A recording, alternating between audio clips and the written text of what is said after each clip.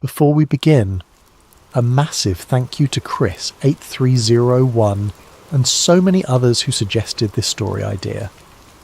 Your enthusiasm for uncovering hidden truths inspires everything we do here.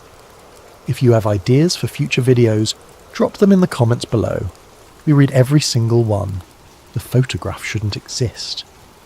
Elena Markovich stared at the image on her computer screen, her fingers hovering over the keyboard in her dimly lit cubicle.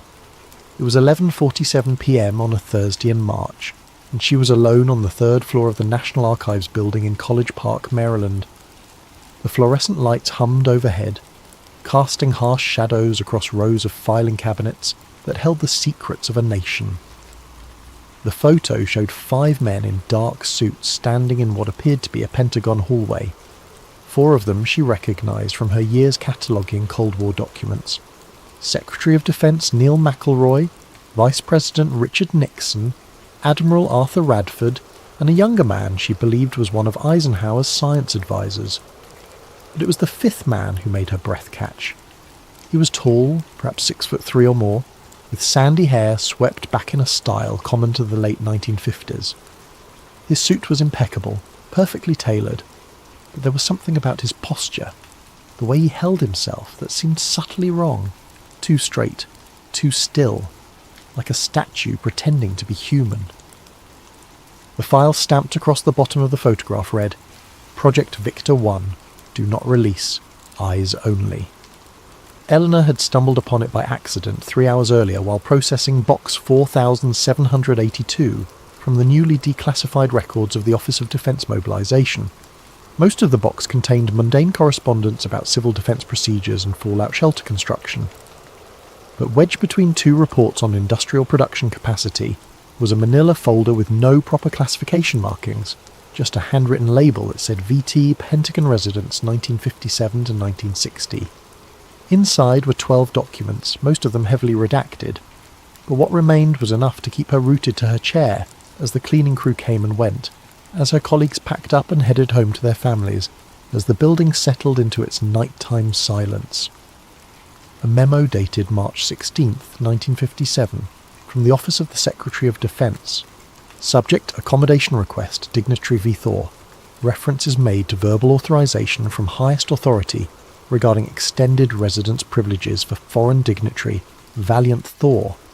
Subject will require quarters within Pentagon Secure Zone, Level B2, for estimated duration 36 months. Security detail unnecessary per subject's explicit request. All inquiries regarding subject's nation of origin are to be redirected to this office, no exceptions. Foreign dignitary. But which nation? The memo gave no indication. Another document, this one from the Department of State dated June 3, 1957. Renuclear Disarmament Proposal Thor Initiative. This office has reviewed the technical specifications submitted by V. Thor regarding proposed energy alternatives to current nuclear weapons programs. While scientifically intriguing, the source of this intelligence remains unverified. Furthermore, implementation would require complete restructuring of strategic deterrence policy. Recommend classification cosmic top secret and indefinite postponement of further consideration. Operation Refusal remains in effect. No external treaties or agreements without full Joint Chiefs consensus. Eleanor leaned back in her chair, rubbing her tired eyes. Operation Refusal. She'd never heard of it, and she'd catalogued thousands of Cold War documents. She opened a new search window and cross-referenced the term against everything in the archive's database. Nothing. She tried Valiant Thor next. The only results were from UFO conspiracy websites. Breathless accounts of an alien ambassador who supposedly lived at the Pentagon during the Eisenhower administration, offering advanced technology and warnings about nuclear war. The stories were always the same. Thor was from Venus, he had a crew of fellow Venusians, he met with the president, and the government rejected his help because accepting it would mean admitting they weren't in control. Ridiculous. Venus was a hellscape of sulfuric acid clouds and surface temperatures hot enough to melt lead. No one lived there. But then why were these documents here? Why were they classified at all? Eleanor pulled up the photo again, zooming in on the tall man's face.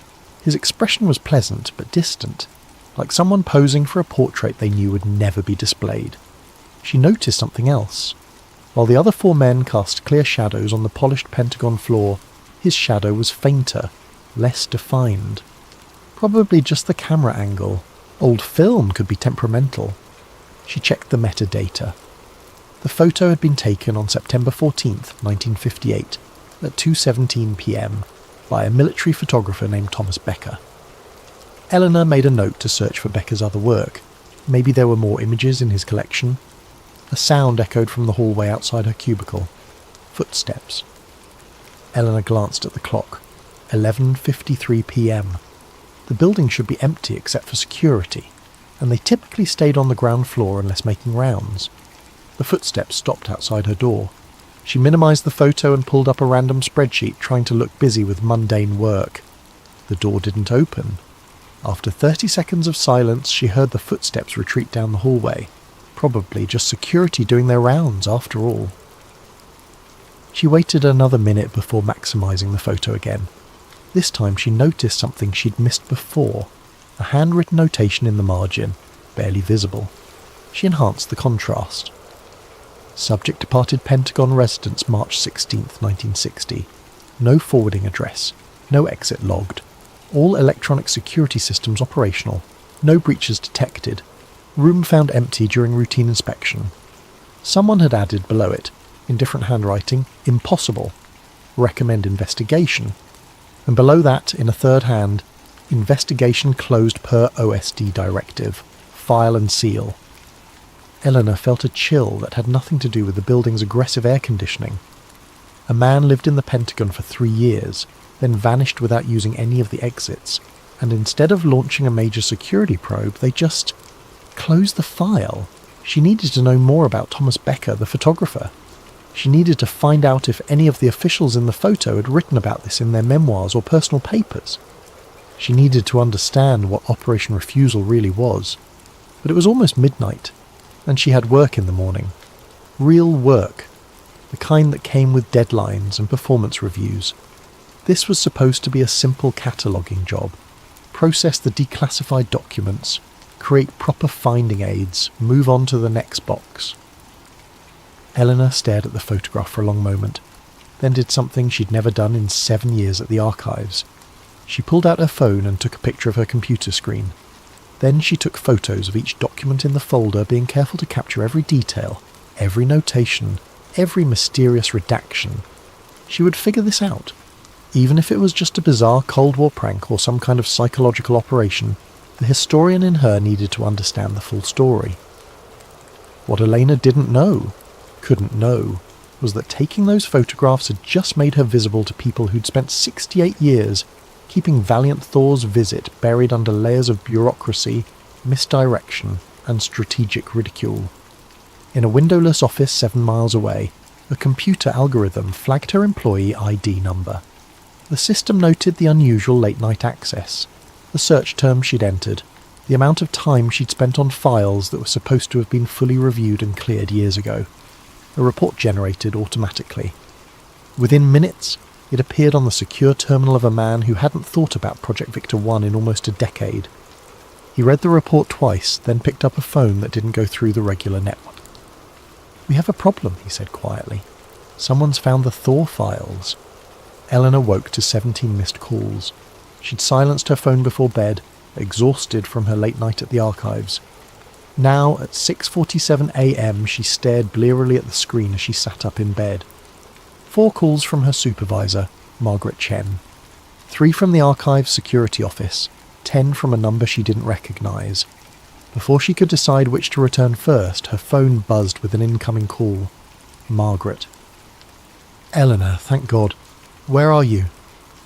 "At home. I was about to get ready for work. What's wrong?" "Don't come in." Margaret's voice was tight, stressed. "Your access badge has been suspended pending a security review." Elena's stomach dropped. "What? Why?" "I don't know the details." "I got a call from HR at 6:15 this morning. They said it's routine, probably just updating background checks, but they need you to stay home until it's resolved." "Margaret, I've worked here for 7 years. I have a top-secret clearance. What could possibly—" I know. I'm sure it's nothing. But protocol is protocol. I'll call you as soon as I know more." The line went dead. Eleanor sat frozen, her mind racing. This wasn't routine. Routine security reviews were scheduled weeks in advance with plenty of notice. They didn't happen overnight. They didn't result in immediate suspension. This was about the Thor files. It had to be. She pulled up the photos she'd taken last night, making sure they were backed up to her cloud storage. Then she created a second backup on a thumb drive she kept in her nightstand. If someone was going to make those documents disappear, at least she'd have proof they existed. Her phone buzzed again. The unknown number. Against her better judgment, she answered. "Miss Markovich?" A man's voice, smooth and professional. "My name is Robert Garrison. I'm with the Office of Personnel Management. I apologise for the early call, but we need to schedule a time for you to come in and complete some paperwork regarding your security clearance update. I was told to stay home today. Yes, just a precaution while we process the renewal. Nothing to worry about. We've been doing this with all employees who have access to recently declassified materials. You understand? We need to make sure everyone's properly vetted for the new protocols." The explanation was smooth, almost too smooth, but something about it rang false. The Office of Personnel Management handled federal employee records, but Archive's security clearances went through a completely different channel. "When do you need me to come in?" Elena asked, keeping her voice neutral. "Would today work?" "Say, 10 o'clock. We have an office in Bethesda. Can I come to the main OPM building instead? I'd prefer to handle this at the official location." Brief pause. "The Bethesda office is where we process these particular renewals.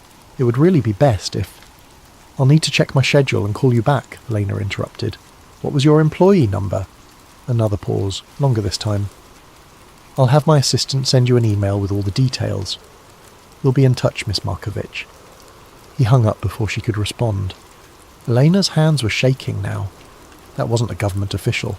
Government officials didn't give up that easily when you questioned them. They pulled rank. They cited regulations. They transferred you to supervisors. They didn't just politely hang up. Someone was trying to get her into an unofficial office to... What? Question her? Intimidate her? Make her forget what she'd found? She needed help. Someone who understood how these systems worked, who could tell her if she was being paranoid or if this was really as wrong as it felt. Eleanor opened her laptop and pulled up the employee directory for the archives. She scrolled through names until she found the person she wanted. Marcus Webb, Senior Archivist in the Modern Military Records Division. Marcus had been at the archives for 23 years. He'd worked on some of the most sensitive declassification projects in the institution's history. If anyone would know what to do, it would be him. She called his desk phone. No answer. She tried his cell. Marcus Webb. "Marcus, it's Elena Markovich from Cataloguing. Do you have a minute?" "Eleanor? Hey. Sure. What's up?" "I need to talk to you about something I found yesterday. Something weird, but not over the phone. Can we meet somewhere? Coffee?" Silence on the other end. When Marcus spoke again, his voice had changed. Quieter, more guarded. "What kind of something?" "Pentagon files from the late 50s. A visitor who doesn't appear in any official records. Papers that shouldn't be declassified if they're real, and shouldn't exist if they're fake." "Jesus, Elena," Marcus exhaled slowly. "Where are you right now?" "Home. My badge access was suspended this morning." Okay. Don't go anywhere until I call you back. 20 minutes. And Eleanor, don't talk to anyone else about this. Don't send any emails. Don't post anything online. Just wait for my call." He hung up. Eleanor set the phone down and wrapped her arms around herself. The apartment suddenly felt too quiet, too exposed. She went to her living room window and looked down at the street 3 stories below. A black sedan was parked across the street, its engine running. She could see the silhouette of someone in the driver's seat. How long had that car been there? She backed away from the window, her heart pounding.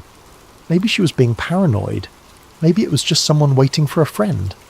But after the fake OPM call and the sudden badge suspension, paranoia felt like common sense. Her phone rang. Marcus. "Coffee shop on Wilson Boulevard, the one near the post office. 30 minutes. Come alone. Make sure no one follows you." "Marcus, what's going on?" 30 minutes, Eleanor. We'll talk then." She grabbed her keys and the thumb drive, shoved them in her jacket pocket and headed for the door. In the hallway, she paused. If someone was watching the front entrance, they'd see her leave. But her building had a back exit through the parking garage. Eleanor took the elevator to the basement level and walked quickly through the dim garage to the rear stairwell. It opened onto an alley that connected to the next street over. She emerged into pale morning sunlight and started walking, resisting the urge to look over her shoulder. The coffee shop was a 20-minute walk, but she took a deliberately complicated route, doubling back twice and cutting through a grocery store to make sure she wasn't being followed. By the time she arrived, Marcus was already there, sitting at a corner table with 2 cups of coffee.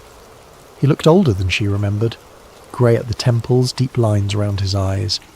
He gestured for her to sit. "Tell me everything," he said quietly. "Start from the beginning." Eleanor told him about box 4782, the Thor files, the photograph, the strange documents. She pulled out her phone and showed him the pictures she'd taken. Marcus studied them in silence, his expression growing darker with each image. When he finished, he looked up at her with something that might have been pity. "You need to forget about this," he said. "What? Delete these photos? Destroy any copies? Go back to work when they reinstate your access?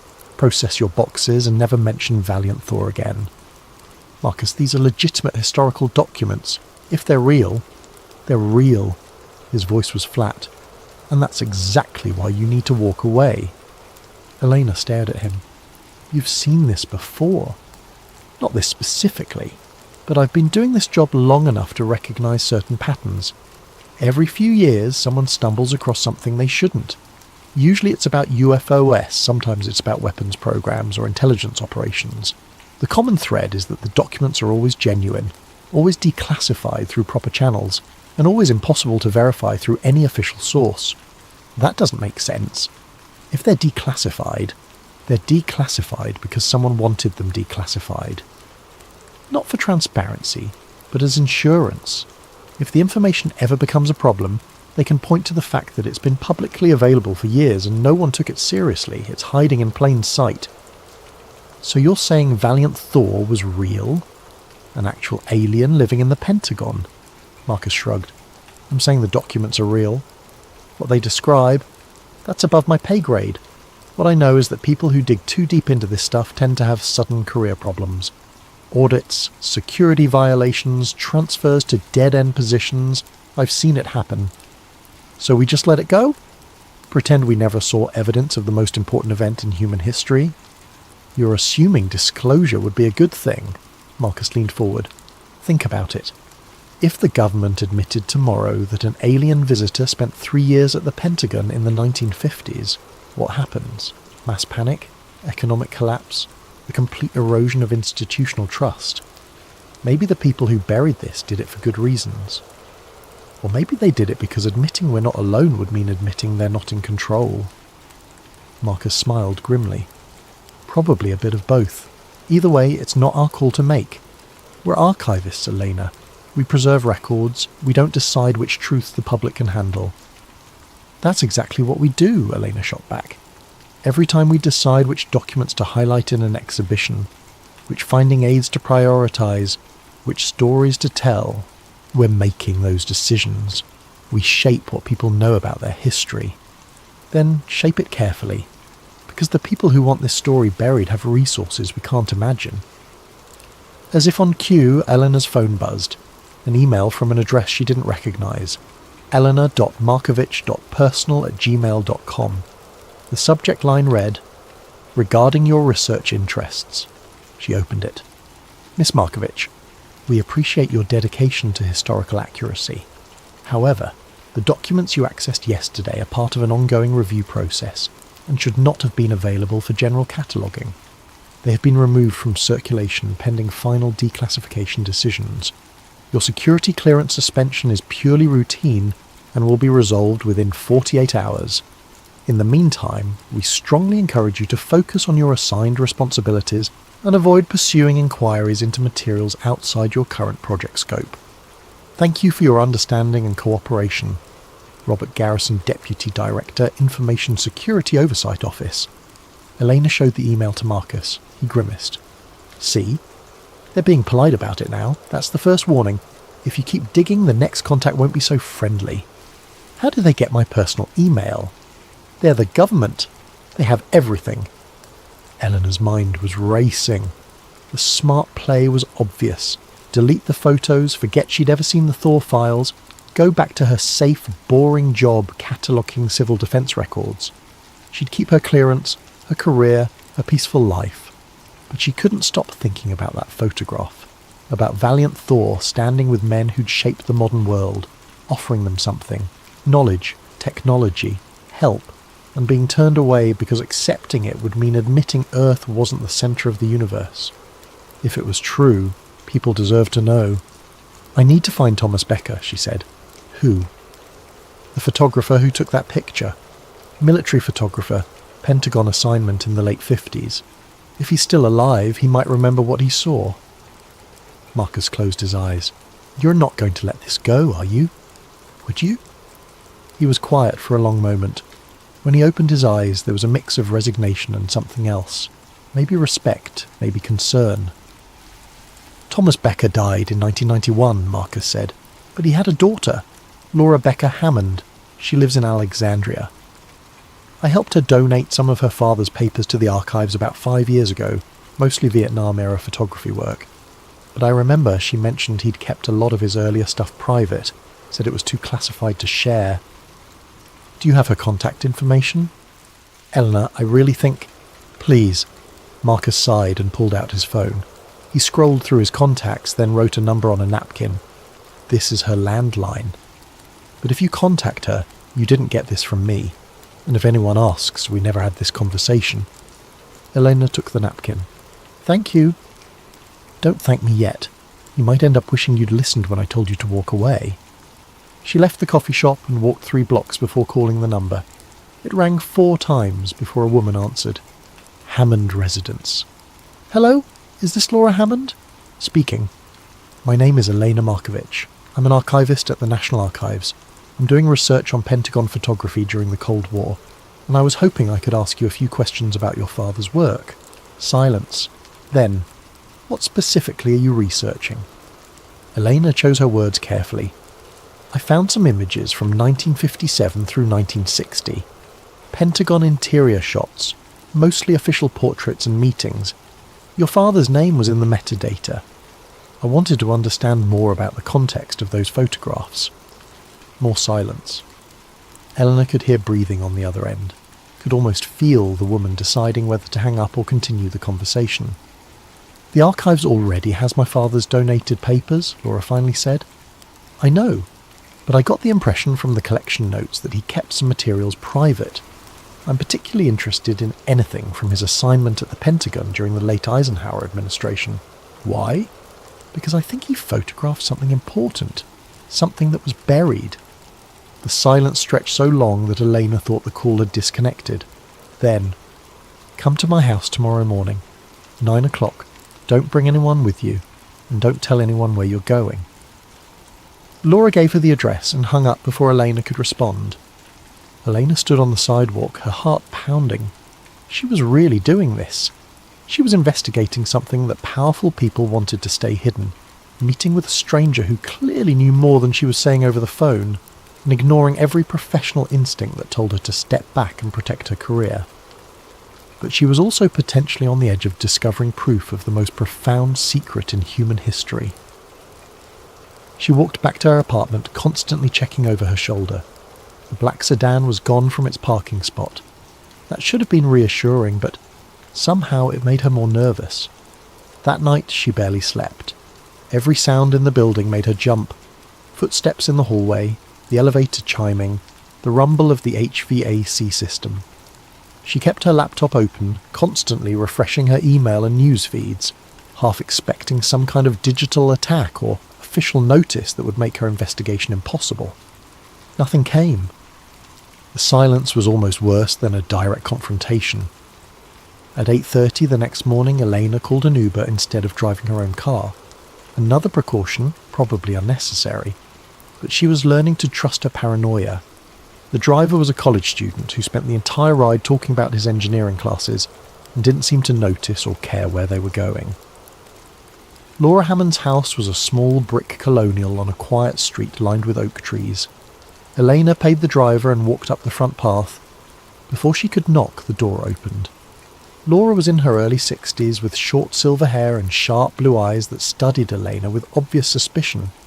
She wore jeans and a cardigan, sensible shoes, the uniform of someone who'd stopped caring what strangers thought about her appearance. "You came alone?" Laura asked. "Yes, phone off, please." Elena hesitated, then powered down her phone and showed Laura the blank screen. Laura nodded and stepped aside to let her enter. The house was neat, modestly furnished, filled with photographs, family shots, landscapes, a few that looked like professional military portraits. Laura led Elena to a small dining room, where a cardboard box sat on the table. "My father took over 40,000 photographs during his military career," Laura said, without preamble. "Most of them are in official archives, museums, or my donation to your institution. But there were some he would never let anyone see. He kept them in a safe deposit box and made me promise to never share them until certain people were dead." "What people?" "Richard Nixon died in 1994, Admiral Radford in 1973, Secretary McElroy in 1976. The last one on my father's list was James Killian, Eisenhower's science advisor. He died in 1988. After that, Dad said I could do whatever I wanted with the photos, but he recommended I burn them. But you didn't." "I was going to." "But then I started looking through them, and I realised they weren't just pictures. They were evidence. And even if no one would believe it, even if it sounds crazy, I think people deserve to know the truth." Laura opened the box and carefully removed a leather portfolio. Inside were dozens of black and white photographs, each preserved in archival plastic sleeves. The first photo showed the same scene Eleanor had found in the archives, the 5 men in the Pentagon hallway. But this print was uncropped, showing more of the corridor, more detail in their faces. Valiant Thor's expression was clearer here. He looked tired, sad even. The second photo showed Thor sitting in what appeared to be a Pentagon office, engaged in conversation with 3 men in military uniforms. A chalkboard behind him was covered in mathematical equations. The third showed him in what looked like a private apartment or quarters, probably the residence mentioned in the documents. He was reading a book. The camera had caught him unaware, and in that unguarded moment his face showed something Elena couldn't quite identify. Homesickness. Loneliness. There were more. Thor walking through Pentagon corridors. Thor in meetings. Thor standing outside the building, looking up at the sky with an expression of profound melancholy. And then the final photograph stopped Elena's breath. It showed Thor shaking hands with President Eisenhower in what appeared to be the Oval Office. The president looked grave. Thor looked resigned. Standing behind them was Vice President Nixon, his famous jowly face frozen in what might have been fear or awe. "My father was assigned to document a special foreign delegation," Laura said quietly. "That's what they told him. A representative from a nation that wanted to establish diplomatic relations but needed to keep the negotiations secret for security reasons. Dad was supposed to take official portraits, meeting photos, the kind of images they'd use for press releases once the relationship was made public. But it never was made public. No, because after 3 months my father started to realise this wasn't a normal diplomatic visit. The visitor never left the Pentagon. He had no security detail, no diplomatic staff, no official itinerary. And the people he met with, these were not the officials you'd assign to a routine trade negotiation. These were the people who controlled America's nuclear arsenal." Elena studied the Oval Office photograph. "Did your father ever say who Thor was?" "He said Thor told him he was from a place called the Solar Guard. Not a country. Not Venus, like the UFO stories claim." Dad laughed at that nonsense. "Thor said the Solar Guard was responsible for monitoring developing civilizations, and Earth had caught their attention when we started detonating nuclear weapons." "Monitoring from where?" Dad didn't know. He asked once, and Thor just smiled and said, "Closer than you think, but farther than you'd believe." Whatever that means. Laura pulled out one more item from the box, a small leather journal with worn edges. This was Dad's personal log from that assignment. He wrote down everything Thor told him during their conversations. The official photos were his job, but the journal was his insurance policy. He wanted a record in case anyone ever tried to make him forget or deny what he'd seen. She handed it to Eleanor. The journal was filled with precise military-style entries, dates, times, brief descriptions of photographs taken. But interspersed throughout were longer passages, conversations recorded in surprising detail. Elena read, March 23rd, 1957. VT asked me today why we photograph everything. I told him it's how we preserve history. He said his people don't need photographs because they don't forget. I asked if that was a blessing or a curse. He said both. We talked for nearly an hour about memory and loss. He told me his visit here would eventually be forgotten, or worse, turned into legend and mockery. He seemed sad about that, but not surprised. He said Earth isn't ready to join the wider community because we're still children fighting over toys. The toys just happen to be capable of destroying our entire world. Another entry from July 1958. Photographed VT in meeting with Joint Chiefs today. They wanted to know about defensive capabilities, what weapons his people possessed, whether they'd share military technology. VT told them they had no weapons because they had no enemies. The chiefs didn't believe him. General LeMay actually laughed and said, "Everyone has enemies." VT replied, "Only if you choose to make them." The meeting ended badly. I could see the frustration in VT's face afterward. He knows he's failing. And a final entry from March 1960. VT is leaving tomorrow. He told me his mission was unsuccessful. The leadership doesn't want what he's offering because accepting help would mean admitting we need it. Pride, he said. Earth's defining characteristic is pride. Before he left, he gave me a small device. It looked like a metallic sphere, perfectly smooth. He said if I ever wanted to remember what's truly important, I should hold it and think about humanity's future. Then he smiled and said I'd probably never use it because most people prefer comfortable lies to uncomfortable truths. I think he was right. I've kept the sphere in my desk drawer for 3 years and never once taken it out. Elena looked up at Laura. Where is it? The sphere? Laura reached into the box one more time and placed a small object on the table. It was roughly the size of a golf ball, made of some silvery metal that seemed to shift colour slightly in the light. Blue, then green, then back to silver. The surface was perfectly smooth, without any visible seams or markings. I've had it since Dad died, Laura said. I've held it a few times like he described. Nothing happens, it's just a metal ball, but it doesn't tarnish, doesn't scratch, doesn't respond to magnets. I took it to a metallurgist friend once, asked him what it was made of. He said the structure was wrong. The molecular arrangement didn't match anything in the periodic table. He thought I was pranking him with some kind of computer-generated hoax data. Elena reached out slowly and picked up the sphere. It was lighter than it should be and warm to the touch despite sitting in a cool room. As her fingers closed around it, she felt a strange sensation. Not quite vibration, but something similar. A subtle resonance. And then, for just a moment, she saw something. Not a vision exactly, but an impression. A feeling of vast distance and infinite patience. A sense of being watched over by something old and kind and impossibly far away. It passed in an instant, leaving her slightly dizzy. What was that? She whispered. I don't know, Laura admitted. I felt it too the first time I held it. Like someone was listening, waiting. I stopped picking it up after a while because it scared me. Eleanor set the sphere down carefully. Why are you showing me all this? You could have destroyed it like your father suggested. Because someone needs to know, and because something's happening again. What do you mean? Laura pulled out her laptop and opened a browser. She navigated to a government contracting database and searched for Aurora Consulting Group. Dozens of entries appeared. Contracts for advanced aerospace research, propulsion systems, energy technology. The company had been awarded over $2 billion in contracts over the past 10 years, almost all of them classified. I started researching them 6 months ago, Laura said. Aurora Consulting doesn't have a public website, no press releases, no corporate leadership listed anywhere. But if you dig through patent filings and university research partnerships, you find something interesting. She pulled up a patent document.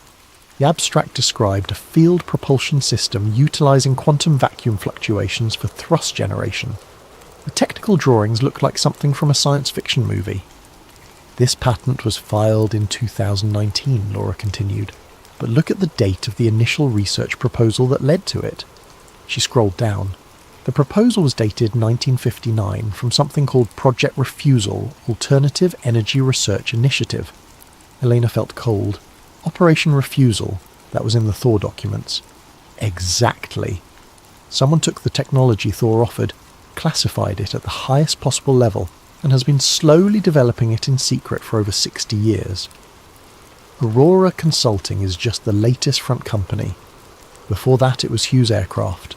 Before that it was Bell Labs. Before that a dozen other contractors. But the chain goes all the way back to 1960. Why keep it secret? If we have this technology, because releasing it would destabilize everything. Energy companies, military hierarchies, global power structures, all of it based on scarcity and control. Free energy, propulsion that doesn't need fuel, technology that makes borders meaningless. That's not just revolutionary, it's apocalyptic for anyone in power. Eleanor stared at the patent documents, her mind reeling. So we turned down the aliens' help, then spent 60 years trying to reverse engineer it anyway. Human pride and human ingenuity. We didn't want a gift, but we were perfectly happy to steal the idea and claim it as our own invention. Can I photograph all of this? The journal, the patents, the photos? Laura nodded. That's why I invited you here. But Elena, you need to understand what you're getting into. My father spent the last 30 years of his life looking over his shoulder. He was audited 9 times. His house was broken into twice. Nothing stolen, but files disturbed. He had a heart attack in 1991 at age 63, and I've never been convinced it was natural causes. You think they killed him? I think they made sure he stayed quiet, and if you make this public, they'll do the same to you. Eleanor thought about the suspended badge, the fake OPM call, the black sedan outside her apartment. They were already working on making her quiet. I have to try, she said. If this is real, if we've been lied to for 68 years about the most important moment in human history, people deserve to know. Even if they won't believe you? Especially then. Truth doesn't stop being true just because it's inconvenient. Laura smiled sadly. You sound like my father. He said the same thing right before he sealed all this away. Eleanor spent the next 2 hours photographing everything. The journal entries, the patents, every photo in the collection, the metallurgist's analysis of the sphere. Laura let her take the sphere itself, wrapped carefully in cloth. If things go bad, Laura said at the door, if they come after you too hard, just walk away. This truth has waited 68 years. It can wait longer. But Elena knew she couldn't walk away. Not now. She took another Uber home, the sphere heavy in her jacket pocket despite its impossible lightness. Back in her apartment, she uploaded everything to 3 separate cloud services under fake accounts, then encrypted copies on 2 more thumb drives. She mailed one drive to her sister in Portland with instructions to open it only if something happened to her. Then she did what any millennial archivist would do. She created an anonymous account on a document-sharing platform and uploaded everything. The response was immediate and predictable. Within hours, the photos were trending on conspiracy forums and fringe websites. Mainstream media ignored it completely. By the second day, professional debunkers had declared the photos obvious fakes, the journal a creative writing exercise, the patents misunderstood civilian technology. The story died within a week, buried under celebrity scandals and political controversies. Eleanor's badge access was restored with a terse email apologising for the administrative error. She returned to work to find box 4782 had been removed from her queue. Margaret wouldn't meet her eyes. Marcus stopped by her cubicle on her 3rd day back. You okay? He asked quietly. They won everything, Elena said. I gave the world proof and nobody cared. Maybe that was the point. Maybe they knew the best way to hide the truth wasn't to suppress it, but to let it get lost in the noise. drown it in so much information that it becomes invisible. So what was the point? Marcus smiled slightly. You know the truth. Laura knows. The people who read those documents know, even if they don't believe them. Truth is like a seed. Sometimes it takes a long time to grow. 3 months passed. Elena processed boxes, wrote finding aids, lived her quiet life. The sphere sat in her apartment, on a shelf between books, looking like an odd piece of abstract art. Then, on a Friday in June, her supervisor assigned her to a new project, cataloguing recently declassified State Department cables from the 1970s. In Box 47, between routine diplomatic correspondence, she found a memo dated July 12, 1977. Re-confirmation of secondary contact, Project Victor 2, subject matching physical description of V. Thor, see classified file 1957 to 1960, observed in meeting with Ambassador Young at UN headquarters. Subject identified himself as Valiant and requested private consultation regarding human rights initiatives. Security footage confirms subject entered building through main entrance but no exit recorded. Ambassador Young has been debriefed and instructed to classify encounter. Recommend continued monitoring. Pattern suggests periodic verification visits. Subject appears unchanged from previous documented encounters. Eleanor's hands trembled as she photographed the memo.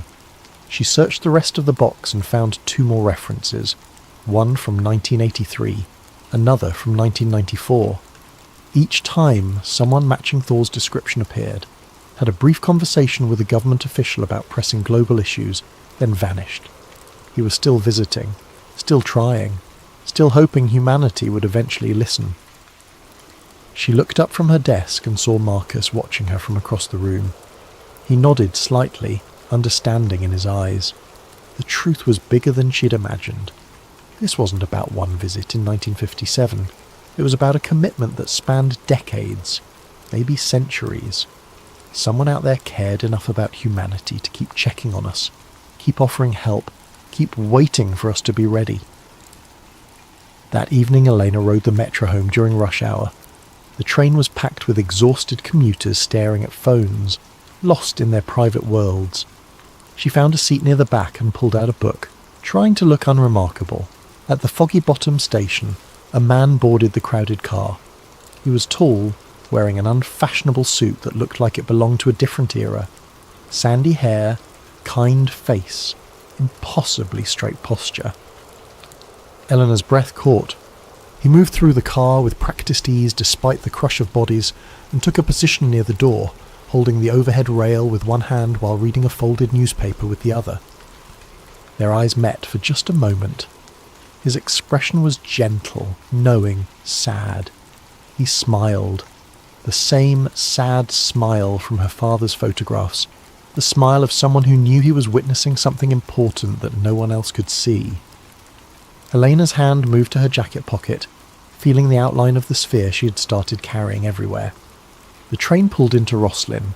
The doors opened. The tall man stepped onto the platform, then turned back to look at her one more time. He touched 2 fingers to his forehead in a small salute, then folded his newspaper and set it on an empty seat before the doors closed. Eleanor grabbed the paper as the train lurched forward. It was today's Washington Post, folded to the international news section. One article was circled in blue ink.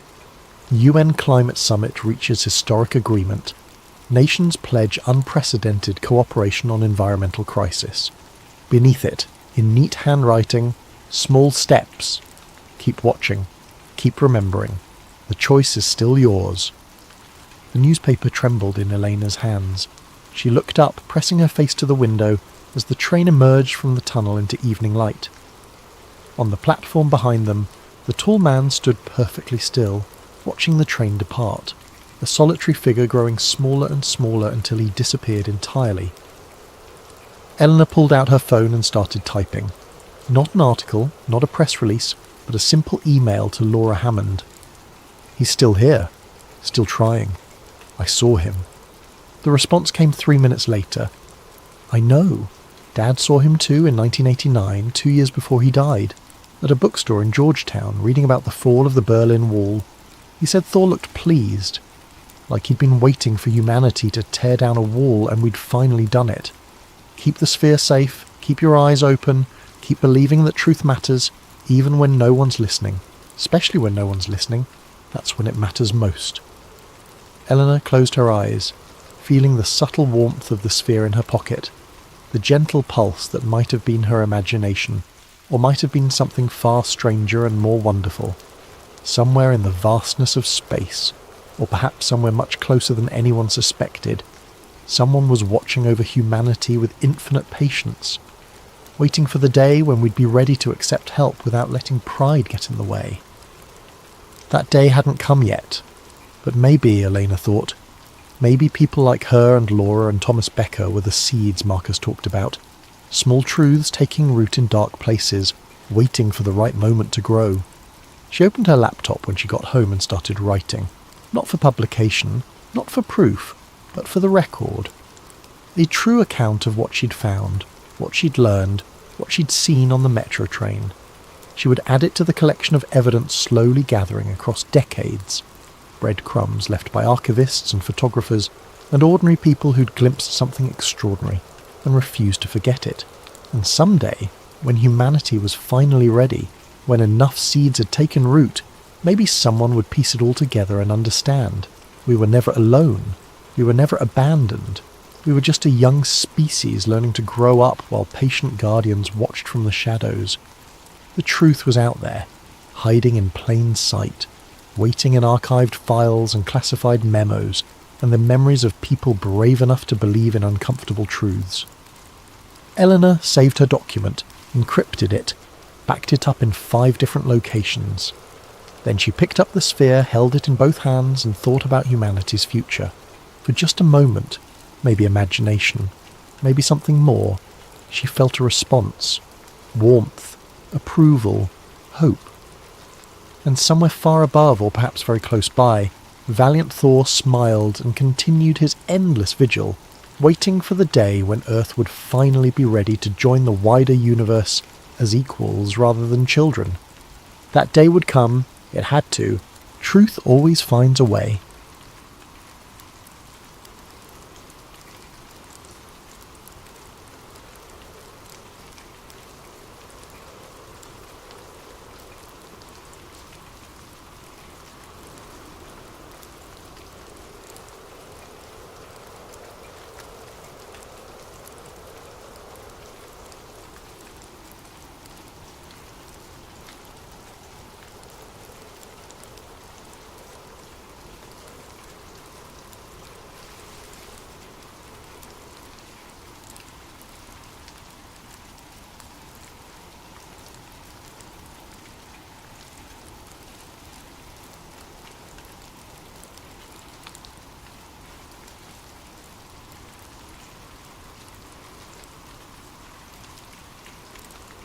What if everything you thought you knew about the pyramids was wrong? Imagine standing inside the Great Pyramid of Giza at midnight, alone, surrounded by 2.3 million stone blocks that have kept their secrets for over 4 millennia. The air is thick with mystery, and you can feel something humming beneath your feet. A vibration so subtle it might just be your imagination. Or might it be something far more extraordinary? Tonight join Dr. Marcus Chen, a field researcher whose life's work straddles the boundary between archaeology and physics, as he uncovers evidence that will shake the very foundations of what we believe about ancient Egypt. This isn't just another story about pharaohs and burial chambers. This is about technology so advanced, so perfectly engineered, that modern science is only beginning to understand its true purpose. Are you ready to discover that the Great Pyramid wasn't built to house the dead, but to power the living? The desert wind carried more than sand that October evening.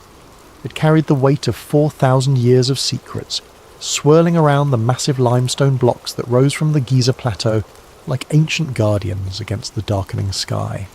Dr. Marcus Chen pulled his field jacket tighter as he approached the entrance to the Great Pyramid, his archaeological permit clutched in one hand and a case of sensitive instruments in the other. For 15 years, Marcus had studied these monuments from afar, poring over blueprints in university libraries, analysing satellite imagery, and debating theories with colleagues over late-night coffee. He'd written papers on the pyramid's mathematical precision, its astronomical alignments, and its construction techniques.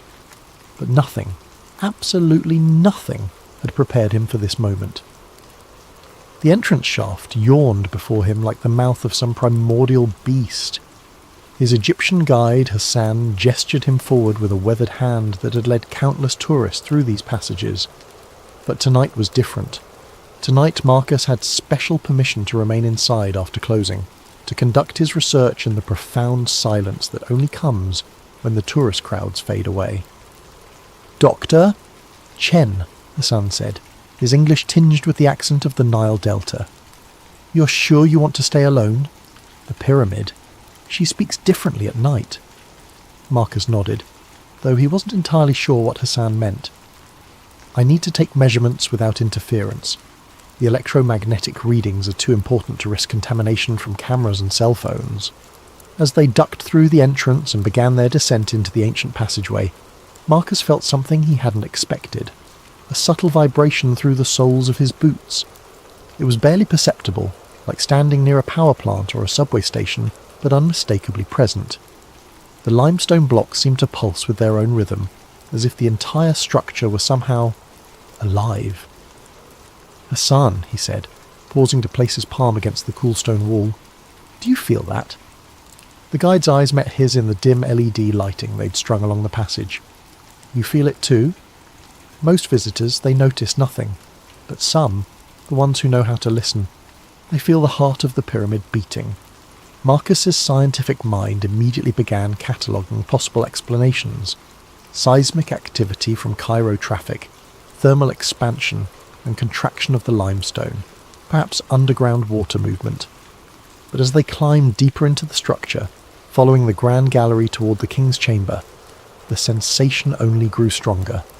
The textbooks had described every measurement, every angle, every architectural feature, but they had failed to capture this, the sense that he was walking through the corridors of a machine rather than a tomb.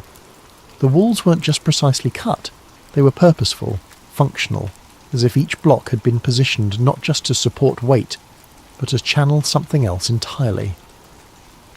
By the time Hassan left him alone in the king's chamber with his instruments, and a promise to return at dawn, Marcus was beginning to suspect that everything he thought he knew about the Great Pyramid was about to change.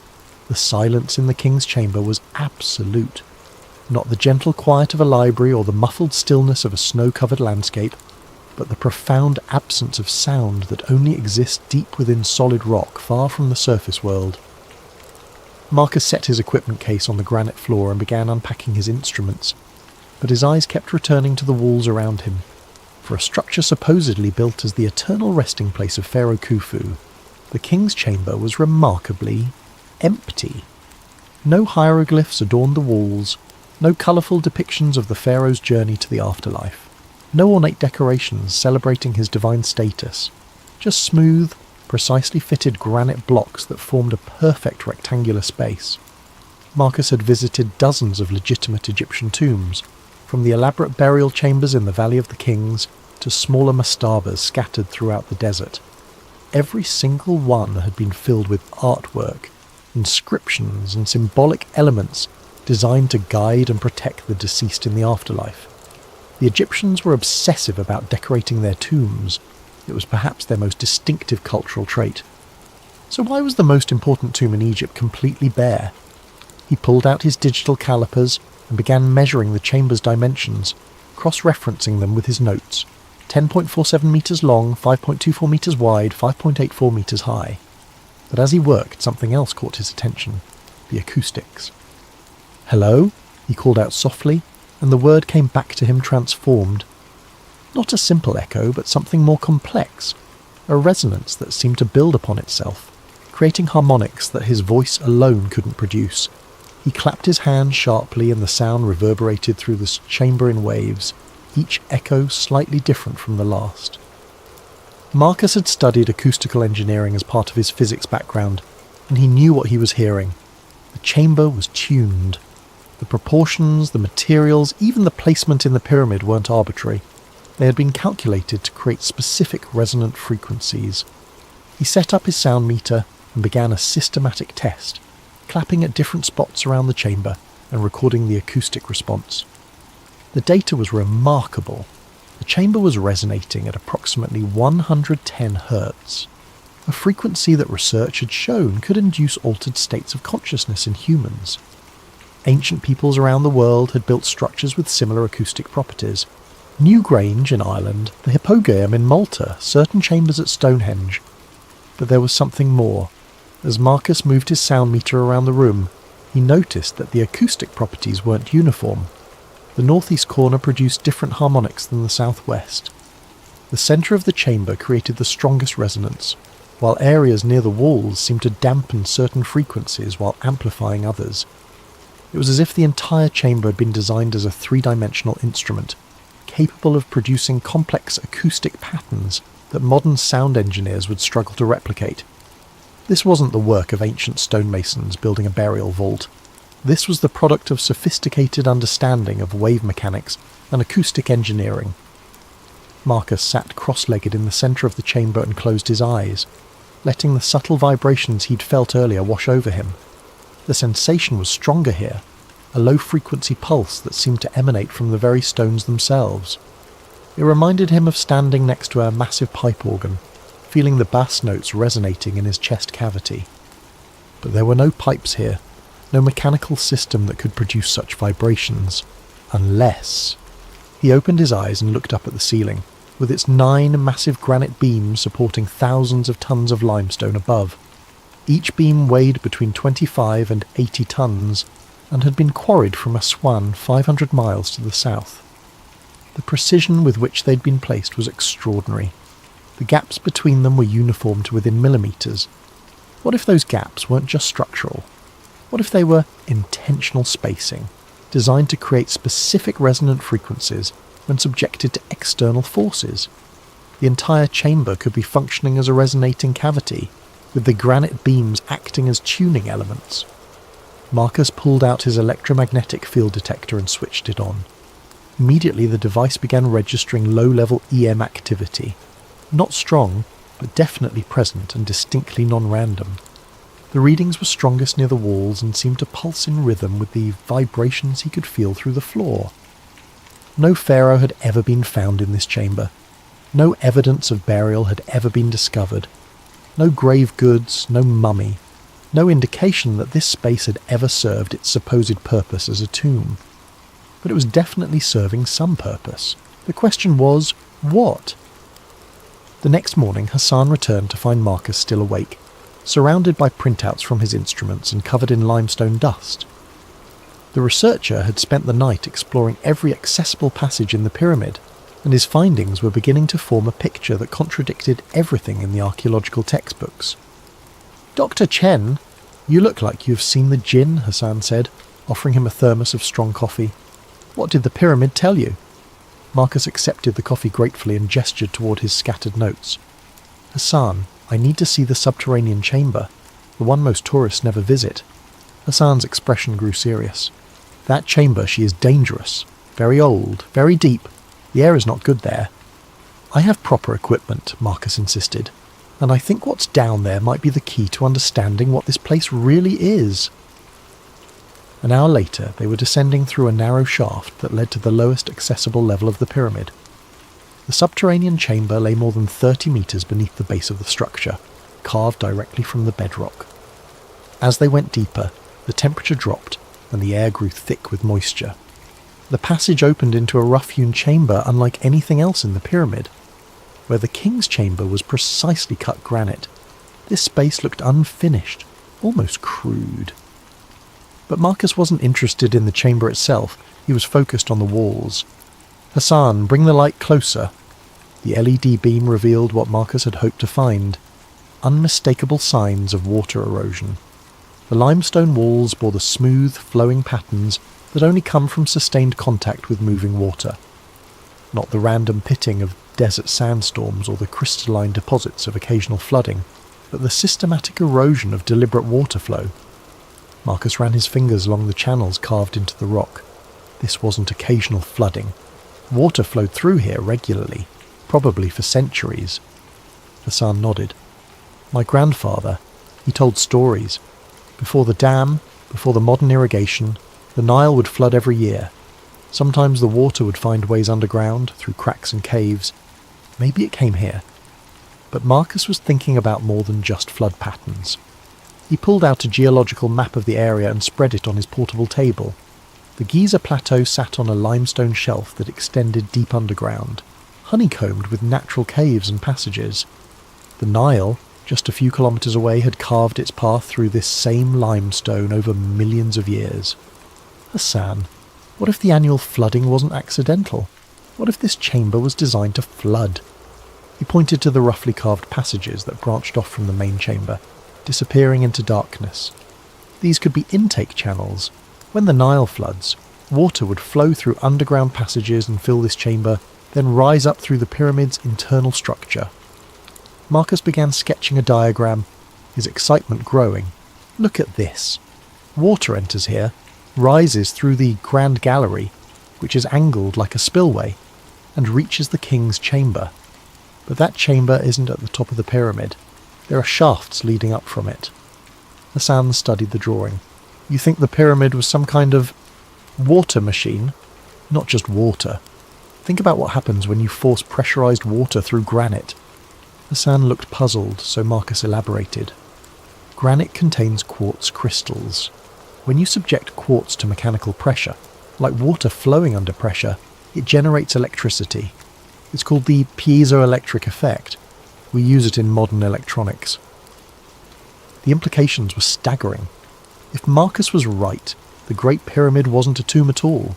It was a hydroelectric generator, using the annual Nile floods to create pressurized water flow through chambers lined with granite. The precise positioning of the granite blocks, the careful engineering of the internal passages, the acoustic tuning of the chambers, all of it could be explained as components of a massive power generation system. Marcus spent the next several hours taking measurements of the subterranean chamber, documenting the erosion patterns and mapping the passages. Every piece of evidence supported his growing hypothesis. The pyramid builders hadn't just been skilled stonemasons, they had been hydraulic engineers, working with an understanding of electricity that wouldn't be rediscovered until the 18th century. But that raised an even more disturbing question. If the ancient Egyptians possessed this level of technological sophistication, what else had they known that modern archaeology had missed? And why had this knowledge been lost? As they climbed back toward the surface, Marcus couldn't shake the feeling that he was walking through the ruins of a civilization far more advanced than anyone had imagined.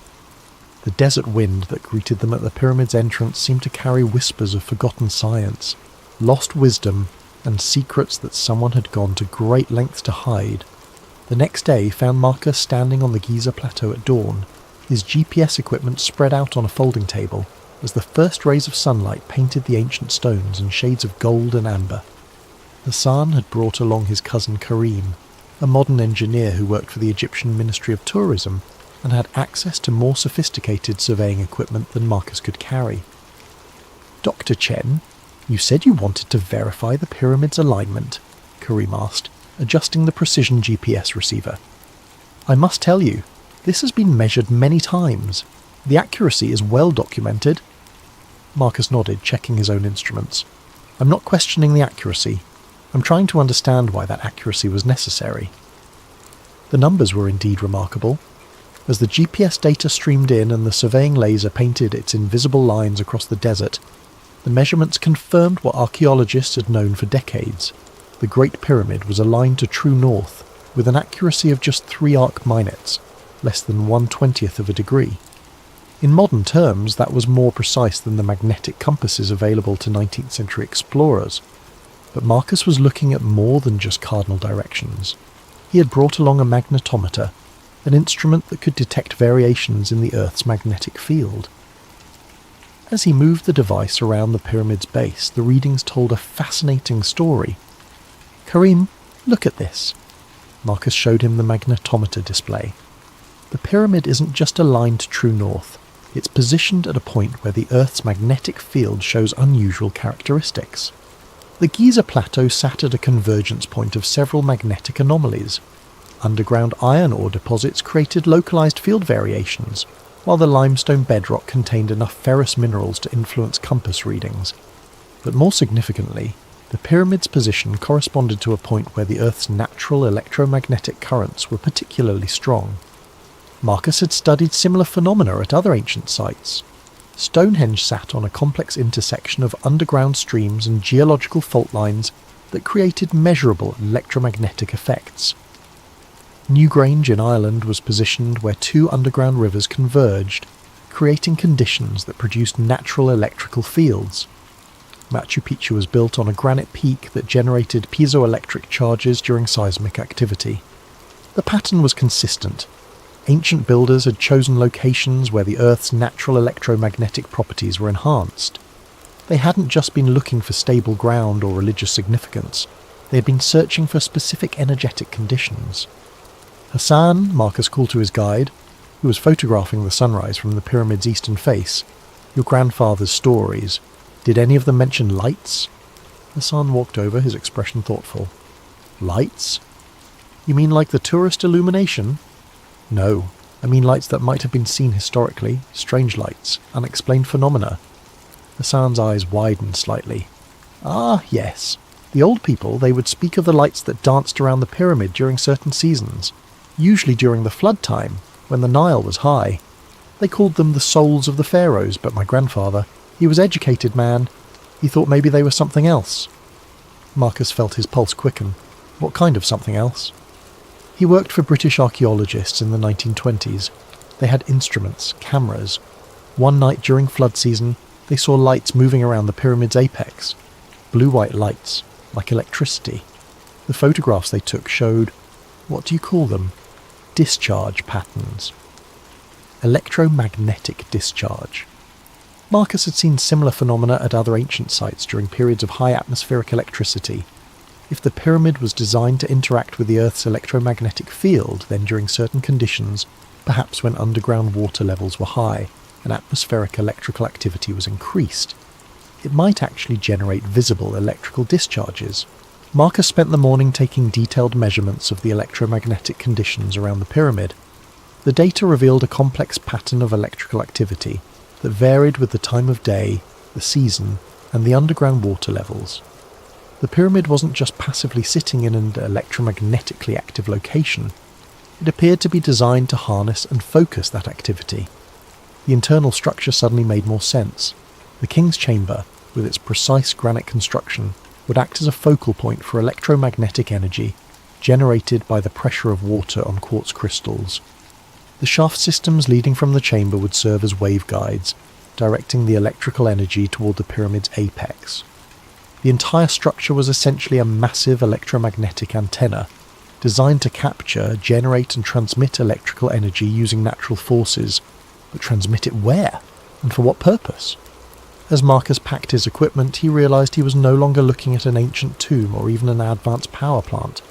He was looking at a piece of technology so sophisticated that modern science was only beginning to understand its principles. The builders of the Great Pyramid hadn't just mastered hydraulic engineering and electromagnetic theory. They had created a machine that interfaced directly with the planet's own energy systems. The question that haunted him as they walked back to the nearby village was this: if such advanced technology had existed over 4,000 years ago, what had happened to the civilization that created it? Dr. Amara Soliman met Marcus at a coffee shop in central Cairo, away from the tourist crowds and government oversight that surrounded the Giza Plateau. As one of Egypt's leading thermal imaging specialists, she'd been involved in some of the most significant recent discoveries at the pyramids, including the 2015 detection of mysterious voids within the Great Pyramid structure. Dr. Chen, she said, sliding a tablet across the small table between them, what you're asking to see, these images are not for public distribution. The Ministry of Tourism and Antiquities has been very careful about how this information is released. Marcus studied the thermal imaging data on the screen. The pyramid appeared as a three-dimensional wireframe, with different colours indicating temperature variations within the stone. But there, clearly visible in the computer-enhanced images, were several dark voids, empty spaces within the solid limestone structure where no chambers were supposed to exist. "How many voids have you detected?" Marcus asked. "At least 4 significant ones," Dr. Soliman replied. her voice dropping to almost a whisper. 2 above the king's chamber, 1 behind the queen's chamber, and 1 near the base that appears to connect to the subterranean areas. But there's something else. She switched to a different set of images, these taken with ground-penetrating radar and electromagnetic sensors. These voids aren't natural. They show clear geometric patterns, right angles, precisely measured dimensions. Someone built these spaces intentionally, then sealed them so completely that they've remained hidden for over 4,000 years. Marcus felt a chill that had nothing to do with the air conditioning. Have there been any attempts to access them? Dr. Solomon's expression grew troubled. That's where things become political. In 2017, an international team proposed using micro-robotics to explore one of the smaller voids.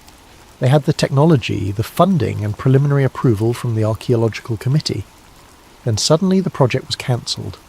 No explanation, no appeal process, just stopped. She leaned closer, her voice barely audible above the coffee shop's ambient noise. Dr. Chen, I've worked on heritage preservation projects throughout Egypt for 15 years. I've seen government bureaucracy, funding problems, international disputes over archaeological sites. This was different. This was suppression. Marcus thought about his own experience getting research permission. The process had taken 8 months and required letters of recommendation from 3 different universities, a detailed research proposal, and a substantial fee. But even with all that paperwork, his access was limited to already known chambers during specific time windows. What do you think is in the sealed chambers? He asked. Dr. Solomon switched to another set of images, these showing electromagnetic anomalies within the hidden voids. These readings suggest metallic objects, not just small artifacts, large structures with geometric patterns. If I had to guess based on the electromagnetic signatures, I'd say we're looking at copper or bronze constructions, possibly in the form of coils or geometric frameworks. Marcus's mind raced. Copper coils would be consistent with his power plant hypothesis. They could serve as electromagnetic conductors or even primitive electrical components. Bronze geometric frameworks might function as focusing elements for electromagnetic energy. There's something else, Doctor, Solomon continued, bringing up a final image. This thermal scan was taken during different seasons over a 3-year period. Look at how the temperature signatures in the voids change. The hidden chambers appeared to respond to external conditions, cooling during dry seasons and warming during periods of high humidity. More intriguingly, the temperature variations showed patterns that corresponded to the Nile's traditional flood cycle, even though the river had been controlled by dams for decades. It's as if these chambers are still responding to environmental changes, Dr. Solomon said, as if whatever system they're part of is still partially functional. Marcus studied the data for several minutes, his theory crystallizing into something approaching certainty. The Great Pyramid wasn't just an ancient power plant, it was a machine with components that were still sealed inside, still responding to the same environmental triggers that had activated it thousands of years ago. Dr. Solomon, hypothetically, if someone wanted to access these chambers using modern technology, how would they do it? She looked around the coffee shop nervously. Hypothetically? Millimeter wave radar could map the internal structure precisely. Microbore drilling could create access holes small enough to insert fibre optic cameras. With the right equipment, you could explore these spaces without causing significant structural damage to the pyramid. Marcus nodded, already calculating what such an expedition would cost and how it might be organised. But Dr. Solomon wasn't finished. Dr. Chen, there's something you should know. I'm not the first person to detect these chambers, and I won't be the last. But every researcher who has tried to investigate them seriously has found their access restricted, their funding cut, or their careers redirected. The Egyptian government isn't trying to preserve the pyramid from damage, they're trying to preserve its secrets from discovery. As Marcus walked back through Cairo's bustling streets, he realised he was no longer conducting academic research. He was investigating a cover-up that had been maintained for decades, possibly longer. The question was no longer what the pyramid had been designed to do, it was why someone was so determined to prevent modern science from finding out. That night, Marcus returned to the pyramid alone. Hassan had arranged for him to have extended access, though the guide had seemed reluctant to leave him there as darkness settled over the Giza plateau. Doctor, Chen, the pyramid. She's different at night. You be careful, yes? Some knowledge, it comes with price. Now, sitting in absolute darkness in the king's chamber with his instruments powered down and his cell phone turned off, Marcus could feel what Hassan had meant. The vibrations he'd noticed on his first day weren't stronger at night. They were clearer, unmasked by the electromagnetic interference of modern technology and the subtle vibrations of daytime activity. The feeling was unmistakable now, a low-frequency pulse that seemed to emanate from the very stones around him. It reminded him of sitting in a car with a powerful subwoofer, feeling the bass notes resonating in his chest. Except this sensation seemed to penetrate deeper, affecting not just his body but his consciousness itself. Marcus had brought along a new piece of equipment, a sensitive electromagnetic field detector borrowed from Dr. Solomon's laboratory. In the complete darkness and electrical silence of the chamber, the device could register even the faintest electromagnetic activity. He switched it on and watched the display with growing amazement. The pyramid was generating electricity. Not much. The readings were measured in millivolts and microamps, but the output was consistent, rhythmic, and definitely real. The electromagnetic field strength varied in cycles that corresponded to the acoustic resonance he'd measured earlier. The entire structure was functioning as a low-level electrical generator, powered by forces he was only beginning to understand. Marcus activated his night vision camera and began recording, speaking in whispers to avoid disturbing whatever delicate processes he was observing. The electromagnetic readings are strongest near the northeast corner of the chamber, consistent with the acoustic anomalies I documented earlier. The field strength appears to correlate with lunar cycles. Tonight's readings are approximately 20% higher than last week's, coinciding with the new moon. He moved the detector around the chamber, mapping the electromagnetic field as he had mapped the acoustics. The patterns were complex but consistent, forming a three-dimensional matrix of electrical activity that encompassed the entire chamber. At the centre of the room, where the pharaoh's sarcophagus should have been, the electromagnetic field reached its peak intensity. But there was something else. As Marcus sat in the centre of the chamber, surrounded by the electrical field generated by 4,000 years of precisely engineered stone, he began to experience something unexpected, altered consciousness. It started as a subtle shift in perception, similar to the disorientation he'd felt at high altitude or during meditation. But as he remained motionless in the electromagnetic field, the sensation deepened.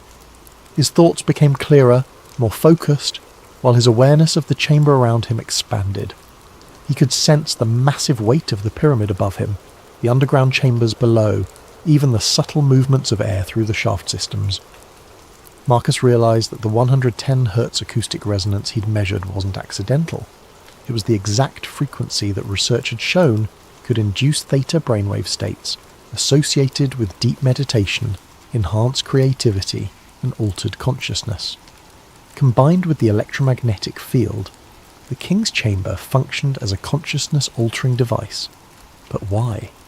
What purpose would ancient builders have had for creating a machine that could systematically alter human consciousness?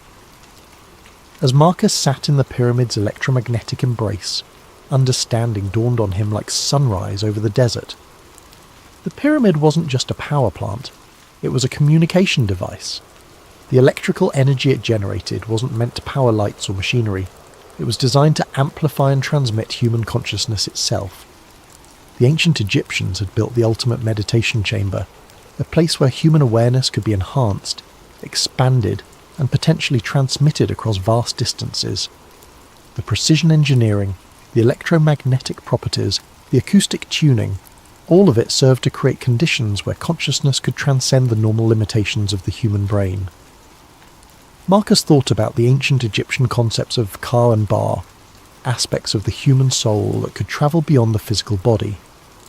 What if these weren't just religious beliefs, but actual descriptions of consciousness, projection experiences facilitated by the pyramid's technology? The implications were staggering. If ancient Egyptians had mastered consciousness projection, They could have explored distant lands without physical travel, communicated across vast distances without messengers, and perhaps even preserved knowledge in ways that transcended physical destruction. The pyramid might have been their internet, their telecommunications network, their method of backing up human consciousness itself. Marcus's instruments continued recording as his awareness expanded further. He could sense other presences in the chamber, not supernatural entities, but echoes of the thousands of people who had experienced altered states in this space over the millennia. The pyramid had been accumulating consciousness, storing it in some form that science didn't yet understand. As the hours passed, Marcus began to comprehend the magnitude of what he'd discovered. The Great Pyramid wasn't just an ancient monument, it was a machine for expanding human potential, built by a civilization that understood the relationship between consciousness, electromagnetic energy, and the fundamental structure of reality itself. But why had this knowledge been lost, and why were modern authorities so determined to prevent its rediscovery? As dawn approached and the electromagnetic readings began to fluctuate with the rising sun, Marcus made a decision that would change the course of his research, and possibly his life. He wasn't going to publish his findings in academic journals where they could be dismissed or suppressed. He was going to find a way to demonstrate the pyramid's true capabilities to the world. The Age of Secrets was about to end. 3 weeks after his night in the King's Chamber, Marcus found himself in a secure conference room at Cairo University, surrounded by researchers who had responded to his carefully worded communications. Dr. Solomon sat across from him, along with Dr. James Morrison, a British archaeoacoustic specialist, Dr. Elena Kozlov, a Russian electromagnetic researcher, and surprisingly, Dr. Sarah Running Bear, a Lakota physicist who studied indigenous sacred sites in North America. "What you're suggesting, Doctor?" "Chen," Dr. Morrison said, reviewing Marcus's data on his tablet, "goes beyond revolutionary. You're proposing that ancient civilizations possess technology that we're only beginning to understand." Marcus nodded, pulling up a global map on the room's display screen. Red dots marked locations across every continent. It's not just a proposal anymore. Thanks to Dr. Running Bear's research, we've identified 47 sites worldwide that show identical electromagnetic signatures to the Great Pyramid. Dr. Running Bear leaned forward, her voice carrying the weight of generational knowledge. "My people have always known that certain places were different. We called them places where the earth speaks, the acoustic properties, the electromagnetic anomalies, the consciousness-altering effects.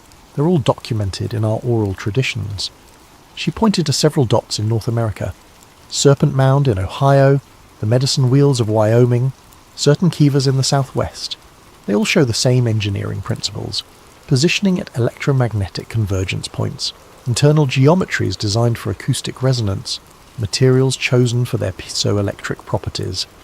Dr. Kozlov, who had been quietly analysing electromagnetic data, looked up with excitement. "I've been comparing the frequency patterns from these sites. They're not random, they form a harmonic sequence. Each site resonates at frequencies that complement the others, as if they were designed to work together as a single system." Marcus felt his pulse quicken. A single system spanning the entire globe. More than that, Dr. Kozlov continued, pulling up a complex waveform analysis. If all these sites were activated simultaneously, the combined electromagnetic output would create a standing wave pattern around the Earth. The planet itself would become a resonating chamber. The implications hung heavy in the room. Marcus thought back to his experience in the King's Chamber, the sense of connecting not just to the pyramid, but to something vast and worldwide. Had he been tapping into a dormant global network that once linked human consciousness across continents? Dr. Morrison cleared his throat. "There's something else we need to consider. I've been analysing historical records of these sites, looking for patterns of suppression. It's remarkable how consistently ancient knowledge about these places has been discouraged." He brought up a timeline on his laptop. The Library of Alexandria burned multiple times, always targeting texts about natural philosophy and sacred geometry. The Spanish conquistadors systematically destroyed Mayan and Aztec codices that contained astronomical and architectural knowledge. The British Empire consistently relocated indigenous populations away from sites that showed electromagnetic anomalies. Dr. Running Bear's expression darkened. My ancestors were forced from sacred sites across North America. The official reason was always agricultural development or mineral rights, but they consistently targeted places where consciousness-altering experiences were known to occur. Marcus felt a chill of recognition. The same pattern of suppression he'd encountered with the pyramid's hidden chambers was part of a much larger historical trend. Someone, or some group, had been systematically working for centuries to prevent humanity from rediscovering its technological and spiritual heritage. The question is, Dr. Solomon said quietly, what would happen if we reactivated this network? Dr. Solomon's question haunted Marcus for days. The theoretical implications of reactivating an ancient global consciousness network were staggering, but the practical challenges seemed insurmountable. Most of the sites were under government control, protected by restricted access, or surrounded by modern development that would interfere with their electromagnetic properties. But Marcus couldn't let go of what he'd experienced in the King's Chamber. The sense of expanded awareness, of connection to something vast and ancient, had fundamentally changed his understanding of human potential. If that experience could be replicated and shared, it might represent the next stage of human evolution. The answer came from an unexpected source. Hassan appeared at Marcus's hotel room door early one morning, carrying a worn leather satchel and wearing an expression of nervous determination. "Doctor, Chen, my family, we have been guardians longer than we have been guides. My great-grandfather, before the British came, before the tourists, he was keeper of the old knowledge." Hassan opened the satchel to reveal documents that made Marcus's breath catch. Hand-drawn maps showing underground passages throughout the Giza Plateau. Detailed diagrams of the pyramid's internal structure, including chambers that weren't on any official archaeological survey, and most remarkably technical drawings that showed how the pyramid's systems could be manually activated. "The old knowledge, it was never lost completely," Hassan continued. "Hidden, yes. Dangerous to speak of, yes. But preserved by families like mine, waiting for someone who could understand its importance." The drawings revealed that the pyramid's consciousness-amplifying effects weren't automatic. They required specific activation procedures. Water had to be introduced into the subterranean chambers at precise volumes and timing. Certain crystals needed to be placed in the sealed chambers to focus the electromagnetic fields. And most crucially, multiple people had to participate simultaneously, their consciousness working together to achieve resonance with the global network. "Hassan, this is incredible, but how could we possibly implement it? We'd need access to the sealed chambers, permission for extended stays in the pyramid, and coordination with researchers at sites around the world." Hassan smiled, the expression of a man who had been preparing for this moment his entire life. "Dr. Chen, who do you think has been maintaining the pyramid systems all these years? The tourist guides, the security staff, the maintenance workers. Many of us are descendants of the original guardians. We have been waiting for someone like you, someone who could understand what we have been protecting." Over the next few hours, Hassan revealed the existence of a network of guardians at ancient sites worldwide. Families who had maintained the old knowledge for generations, keeping the sites minimally functional while waiting for the time when they could be fully reactivated. The suppression Marcus had encountered wasn't just from modern governments. It was part of an ancient conflict between those who sought to preserve transformative knowledge and those who feared its implications for existing power structures. "But now," Hassan said, his eyes bright with possibility, "the time of hiding is ending. The world is ready for the old wisdom to return." Marcus spent the next week in secret meetings with Hassan's network. They showed him hidden passages that connected the pyramids at Giza to underground chambers extending for kilometers beneath the desert. They revealed caches of ancient crystals and metallic components that could be used to restore the pyramid's full functionality. Most remarkably, they demonstrated that they had been maintaining contact with Guardian networks at other sites around the world, using methods that seemed to blend ancient wisdom with modern technology. The plan they developed was audacious beyond anything Marcus had imagined. On the night of the next new moon, when electromagnetic conditions would be optimal, Guardian networks at 12 major sites would simultaneously activate their monuments' consciousness-amplifying systems. The Great Pyramid would serve as the primary node, with Marcus and the research team providing scientific documentation of the process. If successful, the experiment would create the first coordinated activation of the global consciousness network in over 3,000 years. The effects, according to the Guardian's preserved knowledge, would be felt worldwide. A sudden expansion of human awareness that could fundamentally alter the course of civilization. But there were risks. The ancient texts spoke of individuals who'd been unprepared for the experience, whose consciousness had been overwhelmed by the sudden expansion of awareness. There were warnings about the network attracting the attention of forces that had opposed its use in the past, and there was the very real possibility that modern governments would respond to the activation with force, viewing it as a threat to established order. As Marcus stood in the king's chamber 1 week before the planned activation, surrounded by crystals and metallic components that Hassan's people had been safeguarding for millennia, he realized that he was about to participate in either the most important experiment in human history or the most dangerous. The pyramid hummed around him with renewed energy, its systems responding to the presence of the missing components. Through his consciousness, he could sense the other sites coming online around the world, their guardians preparing for an event that would either herald humanity's next evolutionary leap or mark the end of the Age of Secrets forever. The night of the new moon arrived with unprecedented atmospheric conditions. Aurora activity extended far beyond the polar regions, creating shimmering curtains of light visible even in Egypt's desert sky. Electromagnetic storms disrupted satellite communications worldwide, while seismic monitoring stations detected subtle but synchronized vibrations from ancient sites across the globe. Marcus stood in the king's chamber surrounded by Hassan's Guardian network and the international research team.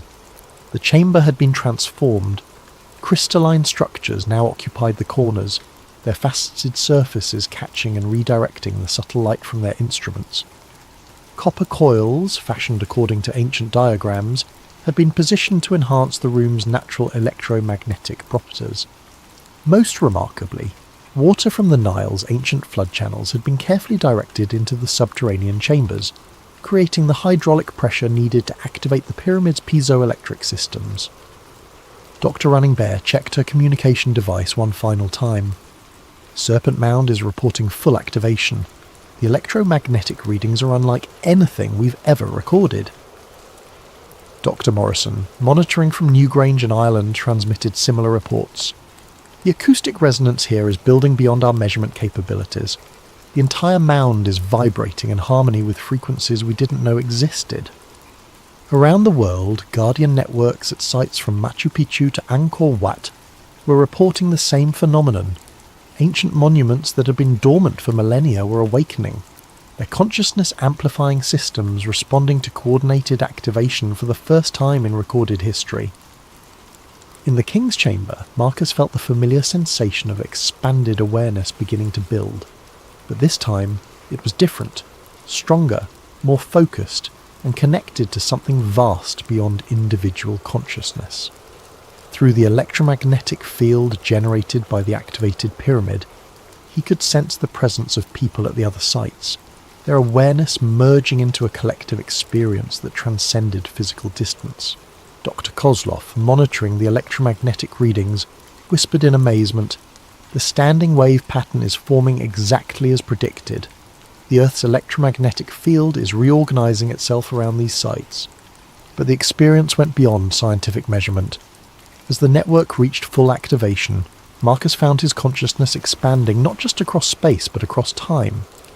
He could sense the pyramid builders themselves, not as historical figures but as present awareness, as if their consciousness had been preserved within the structure itself, waiting for this moment of reactivation.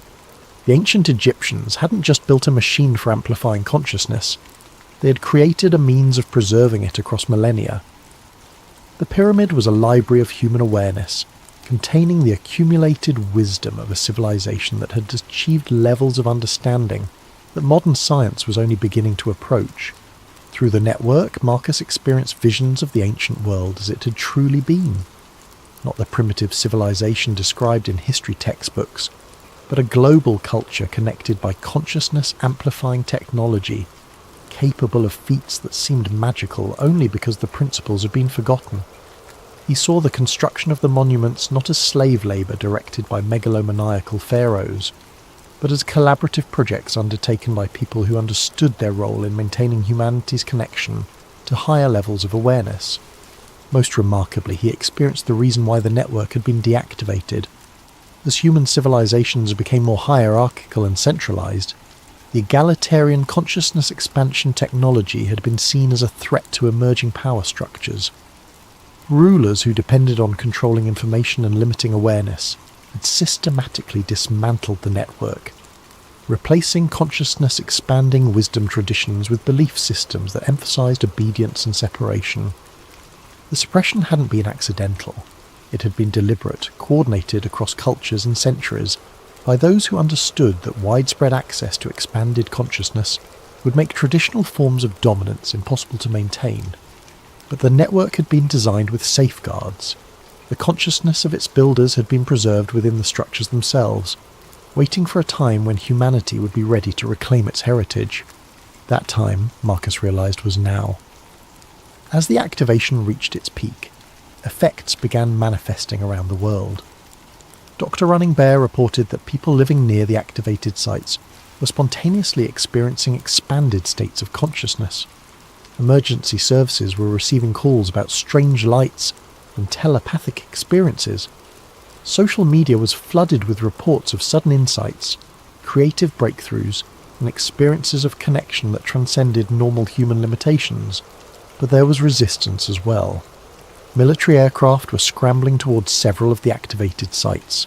Government communications were buzzing with references to unauthorized experiments and potential security threats. The same forces that had suppressed the ancient knowledge were mobilizing to contain its return. Hassan, who had been monitoring communications with Guardian networks worldwide, turned to Marcus with urgent concern. Doctor, Chen, we have perhaps 30 minutes before official intervention begins. The network is fully activated, but maintaining it will require ongoing commitment from people around the world. Marcus understood. The ancient network hadn't been maintained by technology alone. It had required conscious participation from people who understood its importance. The reactivation was just the beginning. For the consciousness expanding effects to continue, individuals at sites around the world would need to take responsibility for maintaining the system, despite inevitable opposition from established power structures. As sirens began wailing in the distance and the first military helicopters appeared on the horizon, Marcus made his final recordings. The scientific data would be crucial for documenting what had occurred, but the real proof would be the ongoing transformation of human consciousness that the network had initiated. The age of secrets was truly ending. But as Marcus and his team prepared to face the consequences of their world-changing experiment, he realized that the real work was just beginning. 6 months after the global awakening, as the media had dubbed it, Marcus sat in a small cafe in Prague, one of dozens of cities where consciousness research centers had spontaneously emerged. Around the world, people who had experienced the network activation had begun gathering, sharing their experiences, and developing new applications for expanded awareness.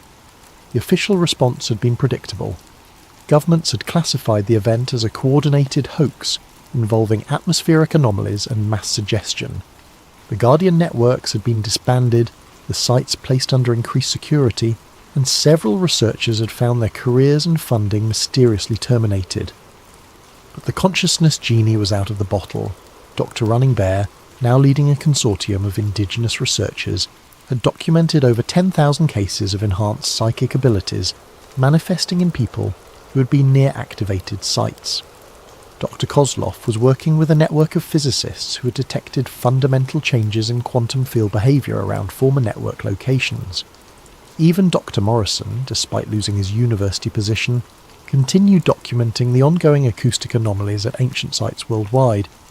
Most remarkably, people were spontaneously rediscovering consciousness expansion techniques that had been lost for millennia. Meditation practices, acoustic healing methods, and electromagnetic sensitivity training were emerging independently in communities around the globe, as if the network activation had reawakened dormant human capabilities. Hassan had become something of a folk hero in Egypt, his family's guardianship role finally acknowledged by people who had experienced the pyramid's true power. Though official access remained restricted, underground tours of the pyramid's hidden systems had become a pilgrimage for those seeking direct experience of expanded consciousness. Marcus himself had changed profoundly. The night in the activated King's Chamber had left him with permanent access to expanded awareness states.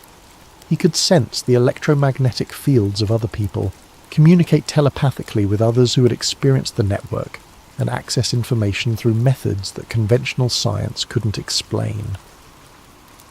But perhaps the most significant change was happening at a societal level. The consciousness expansion experienced by millions of people worldwide had created a generation less susceptible to manipulation, more capable of independent thinking, and naturally inclined toward cooperation rather than competition. Political movements based on fear and division were finding it increasingly difficult to gain traction. Economic systems that depended on artificial scarcity and manufactured desire were being replaced by resource-sharing networks organised through enhanced human communication abilities. The ancient pyramid builders' greatest achievement wasn't the monuments themselves, it was the civilization they had made possible. A society where expanded consciousness was the norm rather than the exception, where human potential was fully realised, and where technology served to enhance rather than replace natural human capabilities. As Marcus finished his coffee and prepared for another day of documenting the ongoing transformation, he reflected on the pyramid's true message.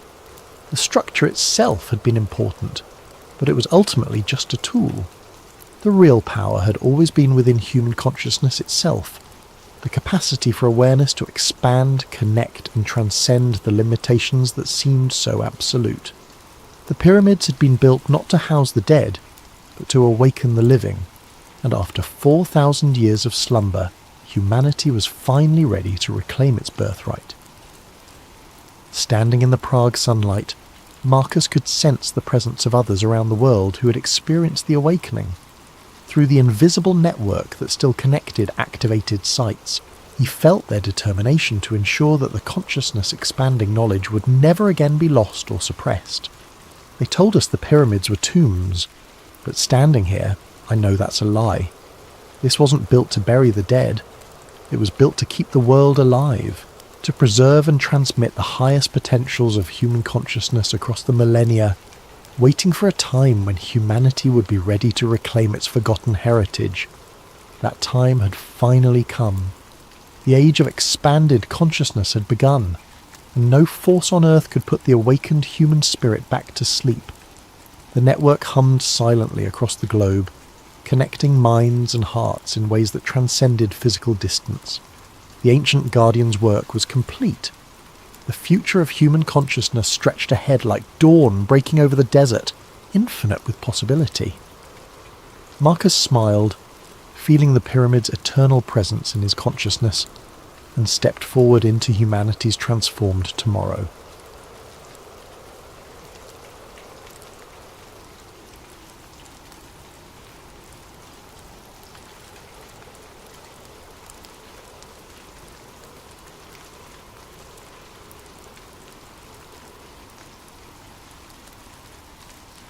They moved with efficient, brutal precision that spoke of years of practice and unlimited resources.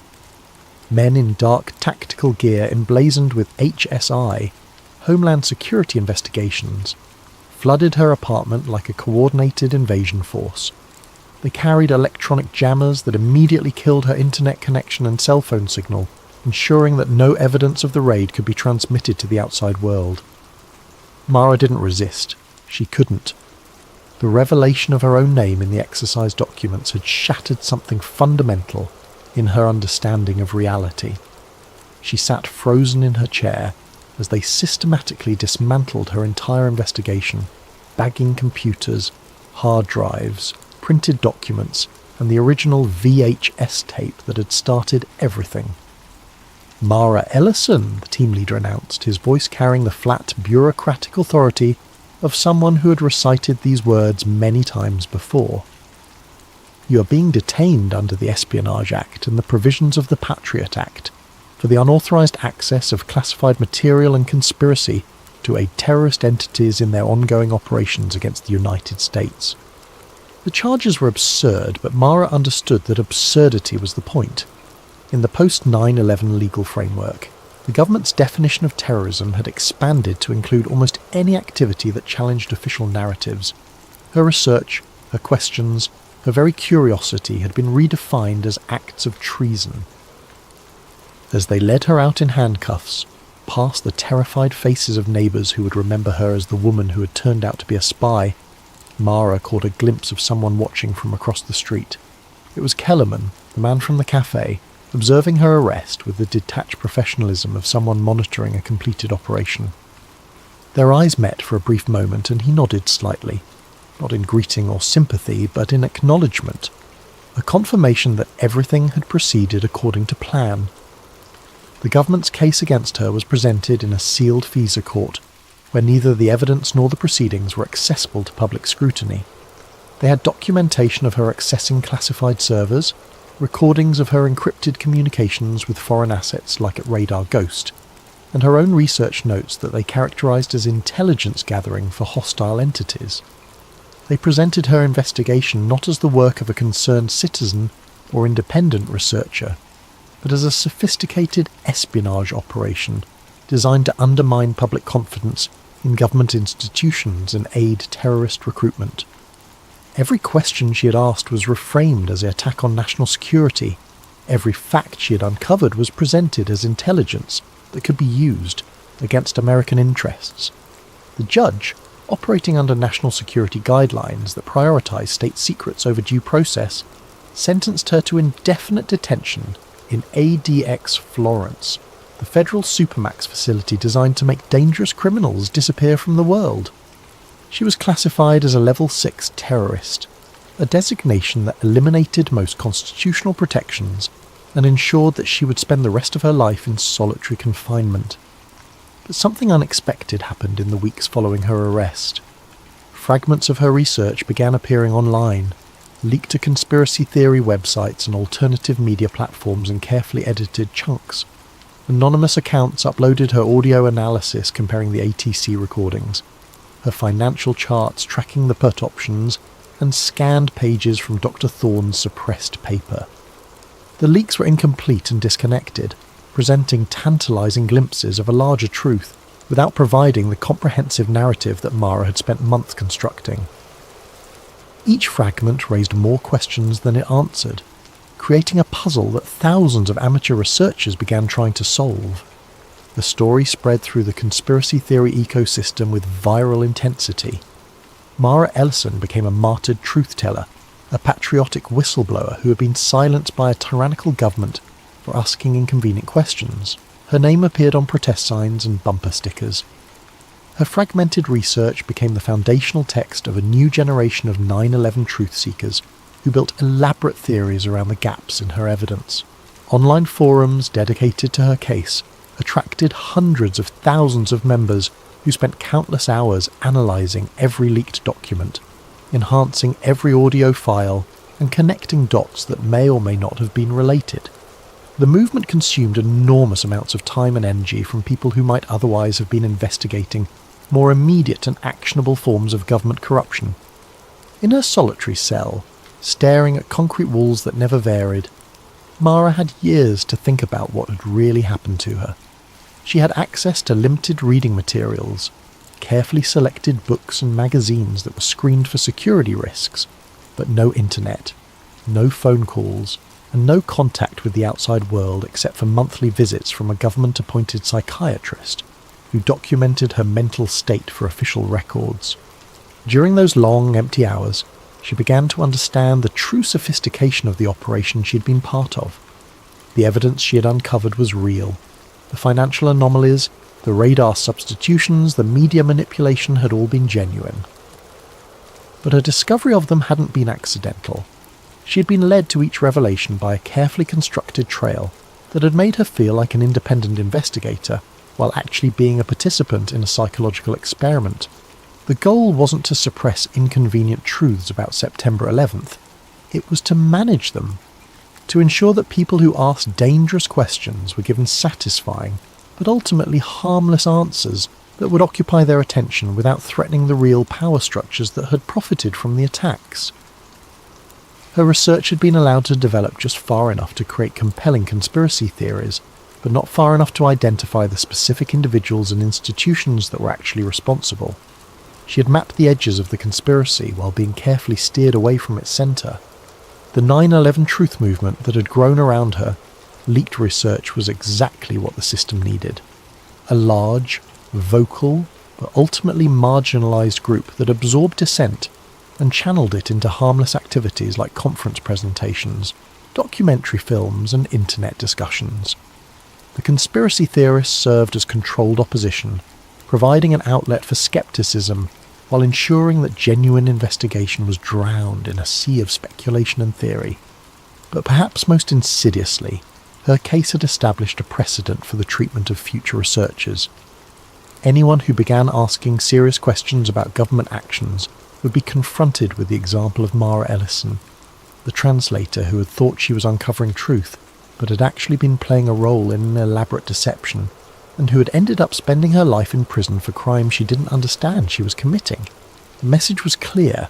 The cost of curiosity was too high, the risk of investigation was too great, and the line between research and treason was too thin for ordinary citizens to navigate safely.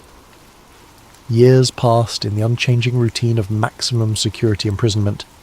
Mara aged in her cell, her dark hair going grey, her body adapting to the constraints of a space designed to contain rather than rehabilitate.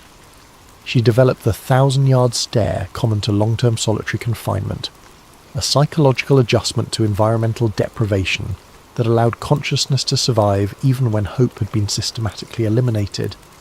But her mind remained sharp and she continued to think about the implications of her experience. If her investigation had been managed from the beginning, if her discoveries had been strategically placed for her to find, then how many other conspiracy theories were actually psychological operations designed to misdirect public attention? How many whistleblowers had been selected and groomed for their role? How many leaked documents were authentic information released in carefully controlled ways to create the illusion of transparency while actually deepening the confusion? How many truth seekers were unwittingly serving the interests of the very systems they believed they were opposing? The questions haunted her, but they also provided a strange form of comfort. Even in prison, even stripped of freedom and identity, she was still thinking, still analysing, still trying to understand the shape of the cage that had been built around human consciousness. In her 10th year of imprisonment, Mara received an unexpected visitor. The guard who escorted her to the visitation room was apologetic. Visits were rare, and this one hadn't been scheduled through normal channels. The visitor was a young woman, perhaps 25, with the intense focus and slightly manic energy that Mara recognised in herself from decades earlier. "Ms. Ellison," the woman said, speaking quickly as if afraid their time would be cut short. "My name is Rebecca Torres. I'm a documentary filmmaker. I've been researching your case for the past 3 years, and I think I've found something important. Something about Building 7 that nobody has ever..." Mara held up her hand, stopping the young woman mid-sentence. Through the reinforced glass that separated them, she looked into Rebecca's eager, determined face and saw herself at the beginning of a journey that could only end in this same room on the other side of the same glass. "Ms. Torres," Mara said quietly, her voice rough from years of disuse, "let me ask you something. How did you first learn about my case? What was the first piece of evidence that made you think there was a story worth investigating?" Rebecca's enthusiasm was undimmed. It was a video file that was posted anonymously to a secure drop site, footage of Building 7 that I'd never seen before, with audio that hadn't been available in any of the official archives. The timing discrepancies were obvious once you knew what to look for. Mara closed her eyes and leaned back in her chair. Another tape, another anomaly, another researcher being led down a carefully prepared path that would feel like discovery, while actually being manipulation.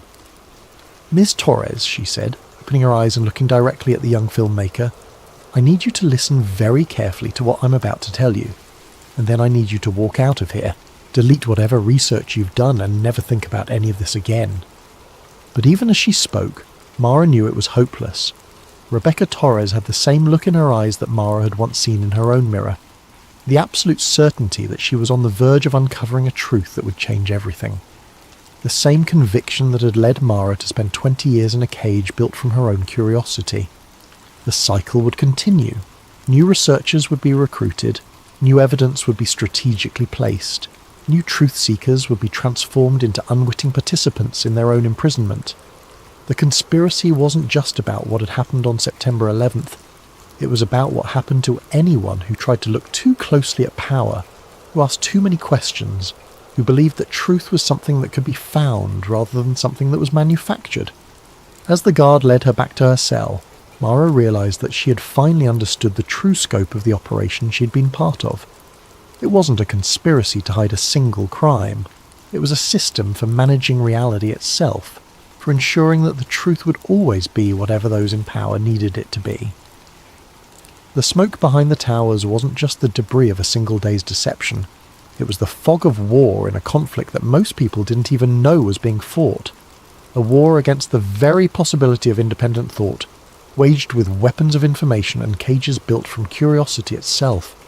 And in that war, every truth seeker was both a casualty and a weapon, both a victim and an unwitting soldier in an army that was fighting against its own cause. The tape that shouldn't exist had led her exactly where it was supposed to lead her, into a truth that was indistinguishable from a lie, a cage that was built from the very evidence that had seemed to promise freedom. In the end, Mara Ellison had found exactly what she was looking for, and that perhaps was the most terrifying revelation of all. The smoke behind the towers, an extended investigation. What if the single most defining event of the 21st century wasn't what we were told? We've all seen the footage, heard the official story, and lived with the consequences. But what happens when a single piece of evidence lost in the system for over 2 decades falls into the hands of the one person with the skills and obsession to see the cracks in the narrative? This is not a story about easy answers. It's a story about the questions that can unravel a reality. Before we begin, make sure you're subscribed to Sleep Theories and hit the notification bell. We dive deep into the world's greatest mysteries, and what you're about to read will have you questioning everything. In the comments below, let us know. After learning about the inconsistencies, what's the one piece of the 9/11 puzzle that never sat right with you? Now settle in. This is the smoke behind the towers. The dust in Mara Ellison's apartment was a library of dead projects. It settled on the spines of German legal dictionaries, coated the cooling fins of her overworked computer, and formed a fine grey film on the stacked plastic boxes of government transcripts that were her livelihood. The apartment itself was a testament to organised chaos.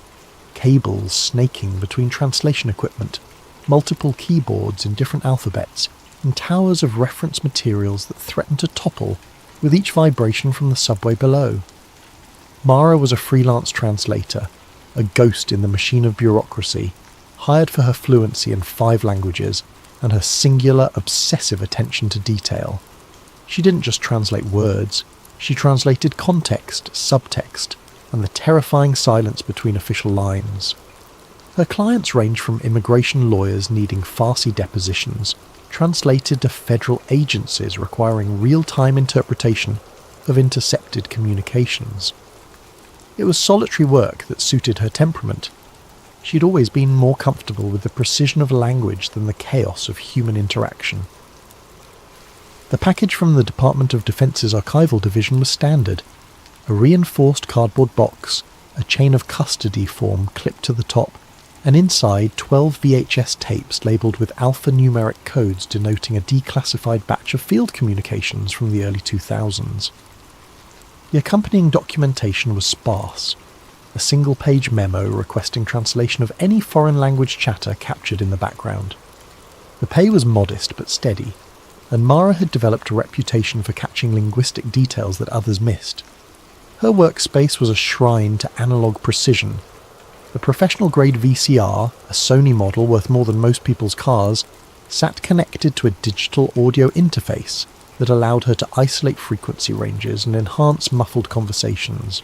Multiple monitors displayed waveform analysis software alongside translation databases. She worked methodically, her headphones sealing her in a world of static, fragmented Farsi, Arabic phrases, and the ambient hum of old magnetic tape. The first 11 tapes were unremarkable. Routine military communications, helicopter pilots discussing weather conditions, occasional snippets of foreign languages that were either too corrupted to translate or turned out to be harmless civilian chatter picked up by sensitive equipment. She documented everything with academic precision, noting timestamps, speaker identifications, and confidence levels for her translations. Tape 7 was different from the moment she picked it up. Its label, DOD-AFC-0 91101-BROLL-4, was slightly smudged, the ink appearing fresher than the others despite the identical date stamps. The B-roll designation caught her attention, typically used for supplementary footage, background material that never made it to air. September 11th, 2001 was faded but legible in the corner, written in what looked like different handwriting than the official labels. She slotted it into the VCR with the reverence of an archaeologist handling a fragile artifact, and pressed play. The screen fizzed to life with a chaotic, familiar horror of that morning. But this wasn't the sanitized, repeatedly broadcast footage that had been burned into collective memory. This was raw, unprocessed, shot from what appeared to be a news helicopter hovering at an angle she'd never seen before. The North Tower bled a furious black plume into a perfect blue sky, but the colours were wrong. They were too vivid, too saturated, as if the horror had been amplified by the unfiltered lens. Her trained eye, honed by years of spotting inconsistencies in testimony and documentation, caught it immediately.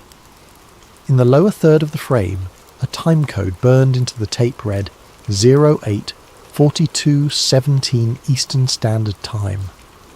She knew the official timeline by heart. American Airlines. Flight 11 had struck the North Tower at 8:46 a.m, a 4-minute discrepancy. A chill, small and precise, traced a path down her spine. Technical errors were common in archival footage, she rationalised. Equipment malfunctions, camera operators forgetting to sync their timestamps. She'd seen it hundreds of times in legal depositions where security cameras showed impossible timelines. But as she continued watching, the discrepancy held. The timecode advanced in perfect synchronization with real time, never jumping or resetting. This wasn't a technical glitch. It was consistent, deliberate, accurate. And if it was accurate, then everything she knew about that morning was built on a foundation of sand. Then she heard the voices. They were not the panicked cries of civilians or the frantic dispatches of news anchors that had filled the airwaves. These voices were cool, professional, crackling with the distinct compression of military-grade communication systems. They were barely audible under the rotor wash and wind noise, but her equipment could isolate and enhance them. "Command, this is Skywatch. Confirmed scenario is live. Repeat, is this Vigilant Guardian live or real world?" The voice was young, male, with the clipped precision of military training but an undertone of confusion that made Mara's pulse quicken. A pause, filled with the sound of roaring fire and distant sirens. When the response came, it was from a different voice, older, calmer, carrying the authority of rank. "Maintain exercise protocol. All units. This is a live fly exercise. Treat all tracks as simulated until otherwise notified." The first voice came back, strain creeping in. "Skywatch copies. Maintaining protocol. Jesus, that's a lot of smoke for a simulation." Another voice joined the channel, different again, with a slight accent she couldn't immediately place. "Command, Falcon 2 requesting permission to vector intercept on the southern track. We show multiple bogies, but exercise parameters did not account for this density. Negative Falcon 2, maintain exercise posture. All tracks are part of the scenario until command confirms otherwise." Mara's breath caught in her throat. Vigilant Guardian. The name meant nothing to her, but the context was unmistakable. They were talking about an exercise, a drill, at the exact moment when the real attack was unfolding. The confusion in their voices was genuine. They couldn't tell what was real and what was simulation. She rewound the tape, listening again with professional focus. The voices were too clear to be atmospheric noise, too organised to be random civilian communications. This was operational military chatter, recorded at the highest levels of the response hierarchy. And according to the time code, it was happening before the official narrative said the first plane had even hit. The camera panned, and she saw the South Tower in the background, pristine and untouched. According to every official record, every news report, every commission finding, the South Tower would remain undamaged for another 17 minutes. But these military voices were already talking about multiple targets, exercise protocols, and maintaining simulation status. The official story was a solid wall, a monument of accepted fact constructed from thousands of testimonies, investigations and reports. But this tape was a hairline fracture in the granite. It was a glimpse of the scaffolding behind the monument, the framework that held up the official truth. Her heart hammered against her ribs, a frantic bird in a cage of bone. The rational part of her mind insisted this was a mislabeled tape, a bureaucratic error. Her contract was explicit about mishandled materials. They were to be reported immediately, returned to the appropriate authorities for proper classification review. But curiosity, that quiet, relentless engine that had driven her through graduate school and into a career built on uncovering meaning in chaos, overrode the fear. She didn't eject the tape. Instead, she connected it to her digital capture system and began making a perfect copy, frame by frame, preserving every pixel and every audio sample. The chill in her spine had become a frozen river, carrying with it the terrible realization that she was holding something that could unravel everything. This tape shouldn't exist, and she knew, with the terrifying certainty of someone who has spent a lifetime connecting dots that others refused to see, that she could never unsee what was on it. As the tape played on, she began taking meticulous notes, documenting call signs, voice patterns, and radio procedures. The military communications continued throughout the footage, painting a picture of an operation that was simultaneously a drill and a real-world crisis, a Schrödinger's catastrophe where reality and simulation existed in quantum superposition, until someone with the authority to collapse the wave function decided what was real. That someone, she was beginning to suspect, was not who the world thought it was. Sleep didn't come. The images played on the backs of her eyelids in an endless loop. The impossibly blue sky, the black smoke billowing against it, the time code burning like a digital scar across her vision. The voices echoed in her memory, their professional calm masking confusion that ran deeper than anyone had ever admitted publicly. By 5 a.m, she was at her desk, the glow of her monitors the only light in the pre-dawn gloom of her apartment. The city outside was beginning its daily resurrection, but Mara existed in a different timeline now, one where the morning of September 11th, 2001 was not history, but an active investigation. Her first stop was the public archive of the 9/11 Commission, a digital tomb containing thousands of pages of testimony, exhibits, and evidence. She had accessed these files before for various translation projects, but now she approached them with the focus of a detective rather than a linguist. The official transcripts were sanitized, edited for clarity and context, with extensive redactions that created black holes in the narrative where sensitive information had been surgically removed. But buried deep in a subsidiary server, linked through footnotes and cross-references that most casual researchers would never follow, she found the motherlode. Raw audio files from air traffic control centers.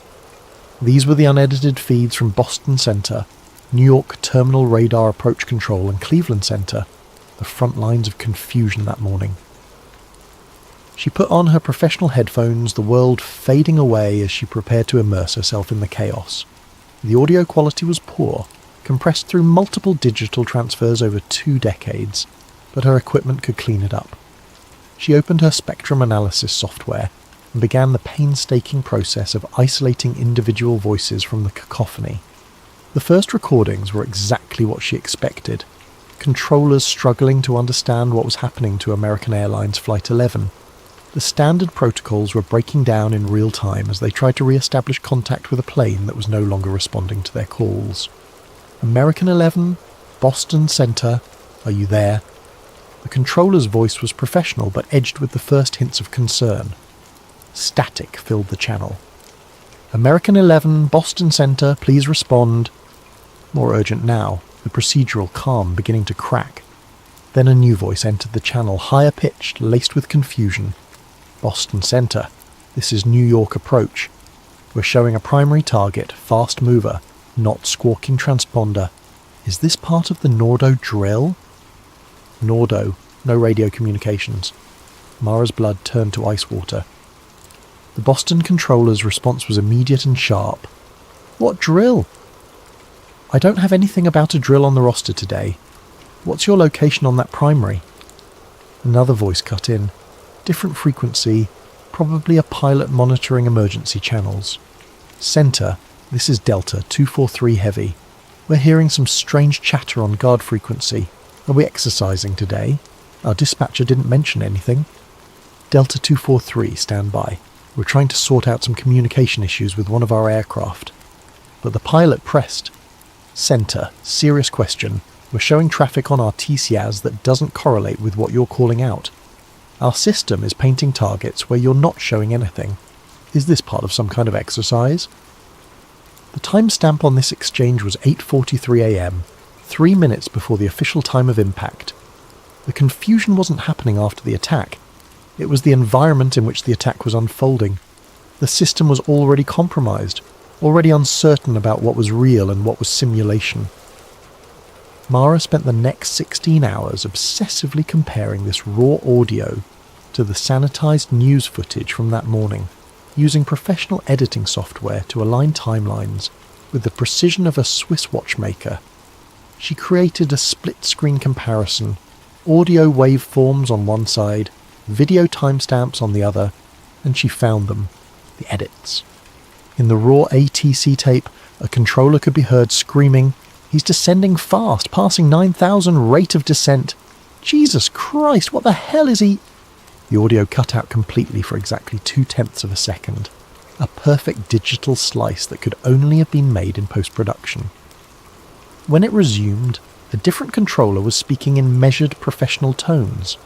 "We have an aircraft emergency, requesting immediate vectors for emergency descent." The panic had been surgically removed, replaced with standard phraseology that suggested control rather than chaos. She found 17 such edits in the first hour of ATC audio alone. Each one removed confusion, uncertainty, or references to exercises and drills. The real-time breakdown of the air traffic control system had been edited into a narrative of professionals responding to an unprecedented but comprehensible crisis. But the video footage revealed even more sophisticated manipulation. She had obtained raw news helicopter footage from multiple sources, some from official archives, others from amateur collectors who had recorded the live broadcasts. Frame-stepping through a raw feed uploaded by a news photographer years later, she discovered something that made her hands shake. The famous shot of the second impact, broadcast live to millions, showed the plane entering the frame and striking the South Tower in one continuous motion. But in the unedited raw footage, there was a discontinuity.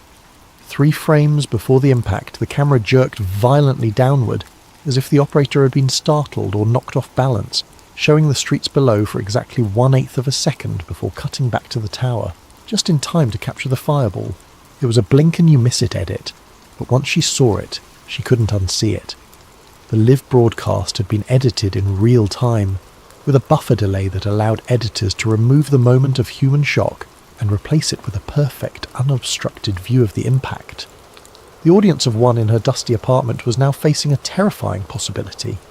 The news wasn't just reporting the event, it was curating it in real time, managing the narrative as it unfolded, ensuring that the world saw exactly what someone wanted them to see. The difference between what happened and what was broadcast might be measured in fractions of seconds, but those fractions contained entire universes of meaning. She pulled up the official timeline, cross-referencing it with her growing database of anomalies. The pattern was clear. Every moment of confusion, every instance where the official response system revealed its underlying chaos, had been carefully edited out of the historical record. What remained was a streamlined narrative of surprise, response, and tragedy, clean enough to build policy on, coherent enough to justify the reshaping of an entire civilization. But the real story was in the gaps, in the deleted seconds where the facade slipped and revealed the machinery underneath. The tape she had found wasn't just evidence of poor timekeeping or sloppy journalism. It was proof that someone had been editing history in real time, sculpting reality as it unfolded, ensuring that the official story would be the only story that survived. The question that now consumed her was simple and terrible. If they were editing the news as it happened, what else were they controlling? The digital rabbit hole led her inevitably to the physical world. Knowledge had a weight, she realised, and after 3 days of staring at screens, she needed to feel the heft of actual books, the texture of paper that had existed before the internet had made all information suspect. The New York Public Library's Science, Industry and Business Library was a temple to pre-digital knowledge, its research floors filled with bound periodicals and technical journals that predated the homogenization of online information. She took the subway through the early morning darkness, hyper-aware of every face, every reflection in the train windows, the paranoia now a constant background hum in her consciousness. She requested archived journals from the American Society of Civil Engineers, Structural Engineering International, and the Journal of Constructional Steel Research, focusing on publications from late 2001 through 2003. The librarian, a thin man with wire-rimmed glasses who seemed to exist in permanent twilight, led her to a research carrel buried deep in the stacks. The official reports were unequivocal and had been cited thousands of times. The intense jet fuel fires had softened the steel structural members, causing thermal expansion that pushed the floor joists off their supports. The floors pancaked down onto each other in a progressive collapse that accelerated due to the increasing mass and momentum. It was tragic but straightforward physics. Fire weakens steel, gravity does the rest. But in the months immediately following the attacks, before the official narrative had crystallized and academic careers had been threatened, a different conversation was happening in the margins of professional literature. She found letters to the editor, brief technical notes, and transcripts from early conferences where structural engineers voiced quiet, professional skepticism. One article, published in a now-defunct journal called Structural Integrity Review, bore the innocuous title, Anomalies in the WTC Collapse Dynamics, a Preliminary Analysis. The author was Dr. Aris Thorn, a professor of structural engineering at Northwestern University with 40 years of experience in high-rise design and failure analysis. Dr. Thorn's analysis was methodical and damning. Using basic principles of physics and publicly available measurements, he demonstrated that the towers had fallen through the path of greatest resistance, the undamaged lower floors and the intact core columns at virtually freefall speed. For that to happen, he argued, the structural resistance had to have been removed almost entirely and almost simultaneously. The observed collapse is consistent with the near instantaneous failure of critical load-bearing elements across multiple floors, he wrote. This failure mode is not consistent with thermal effects from hydrocarbon fires, which would create non-uniform heating and progressive failure. It is, however, consistent with controlled demolition techniques designed to minimize structural resistance during collapse. He included mathematical models showing that even if the fires had weakened the steel by 50%, far more than the official reports claimed, the remaining structure should have provided significant resistance to collapse. The floors should have fallen irregularly, the core columns should have remained standing, and the overall collapse time should have been significantly longer. It is akin to a car falling through the bottom of a multi-storey parking garage, he wrote, with each floor providing progressively less resistance, despite having suffered no structural damage. The physics simply do not support the official explanation. The article was peer-reviewed and published in March 2002. 3 months later, Dr. Thorn's research funding was terminated. By the end of the year, the journal itself had ceased publication, its parent organisation citing financial difficulties and changing market conditions. But Mara's investigation revealed a more complex story. Cross-referencing the journal's subscription database with the author affiliations in Dr. Thorne's article, she discovered that 7 of the 12 peer reviewers who had approved the paper were subsequently denied tenure, transferred to non-research positions, or had their federal funding mysteriously disappear. The systematic dismantling of the academic infrastructure that had supported the questioning of the official narrative was surgical in its precision. Dr. Thorne himself became her new obsession. His university profile, archived on the Internet Wayback Machine, showed a distinguished career spanning 4 decades, with over 200 published papers and millions of dollars in research grants. But in early 2002, his page was updated to show that he had taken an indefinite sabbatical for personal reasons. She dug deeper, following a trail through archived academic mailing lists, conference proceedings, and professional networking sites. The last traces of Dr. Thorne's professional existence were found in a niche engineering message board devoted to structural failure analysis. The forum had been active from 1997 to 2003, when it was apparently taken offline permanently. But Mara had learned to look in the forgotten corners of the internet, the places where data went to die but never quite disappeared. Using advanced search techniques and cached page reconstructions, she found fragments of the discussion threads. Dr. Thorne's final posts were increasingly frantic in tone. He described pressure from university administrators, threats to his family's safety, and mysterious visitors who claimed to be federal investigators but carried no proper identification. His last post, dated September 15, 2002, exactly 1 year and 4 days after the attacks, was brief and chilling. The data is the data. Mathematical models don't lie. Steel doesn't care about politics, and gravity is not a government agency. They can threaten my funding, my reputation, even my family. But they can't change the laws of physics. I've said all I can. To those still listening, they're watching. I suggest you all be careful what you look for. You might not like what finds you back. He never posted again. A follow-up news search revealed a brief article from the Chicago Tribune, buried on page 7 of the Metro section 6 months later. University professor missing. Foul play not suspected. The article was perfunctory, almost dismissive. Dr. Thorne had been reported missing by his sister when he failed to appear for Christmas dinner. His car was found at O'Hare Airport, keys in the ignition, a plane ticket to Vancouver in his name unused at the gate. Professor Thorne had been under considerable stress related to academic disputes, an unnamed university spokesperson was quoted as saying. This appears to be a case of someone needing to start fresh somewhere else. But there was no trail after that. No credit card usage, no bank withdrawals, no rental agreements or employment records under his name, or any obvious aliases. Dr. Aris Thorne, a man who had spent 40 years building a paper trail of academic achievement, had simply evaporated. Mara closed her eyes in the sterile library lighting, the weight of the revelation settling on her shoulders like a lead blanket. The systematic silencing hadn't been limited to Dr. Thorne. As she continued her research, she found a pattern of structural engineers, metallurgists, and physics professors who had raised questions about the official collapse narrative in those crucial first months after the attacks. All of them had faced professional consequences. All of them had been marginalised, defunded or discredited, and all of them had eventually stopped asking questions about September 11th. The few who continued their research had moved to other countries, found positions in private industry, or simply disappeared from the academic record entirely. What remained was a consensus not of discovery but of survival, a scientific community that had learned, through selective pressure and systematic intimidation, that certain questions would not be tolerated.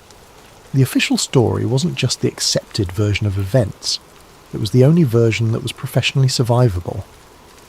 As she gathered her notes and prepared to leave the library, Mara felt exposed under the flickering fluorescent lights. The paranoia was no longer abstract. It was a physical sensation, a cold certainty that she was being observed, catalogued, evaluated for the threat she might represent. The knowledge she was accumulating had a price, she realised, and others had already paid it. The question now was whether she would be added to the list of people who had learned too much for their own good. The feeling of being watched had evolved from paranoia into operational security. Mara began varying her routines, taking different routes home, using cash for purchases, and conducting her most sensitive research from internet cafes and public libraries, rather than her home computer. She had read enough about surveillance to know that once you were on someone's radar, digital footprints became roadmaps to your location and intentions. She also began using layered VPNs, routing her internet traffic through servers in countries with strong privacy laws, and communicating through encrypted channels that existed in the shadow spaces of the internet.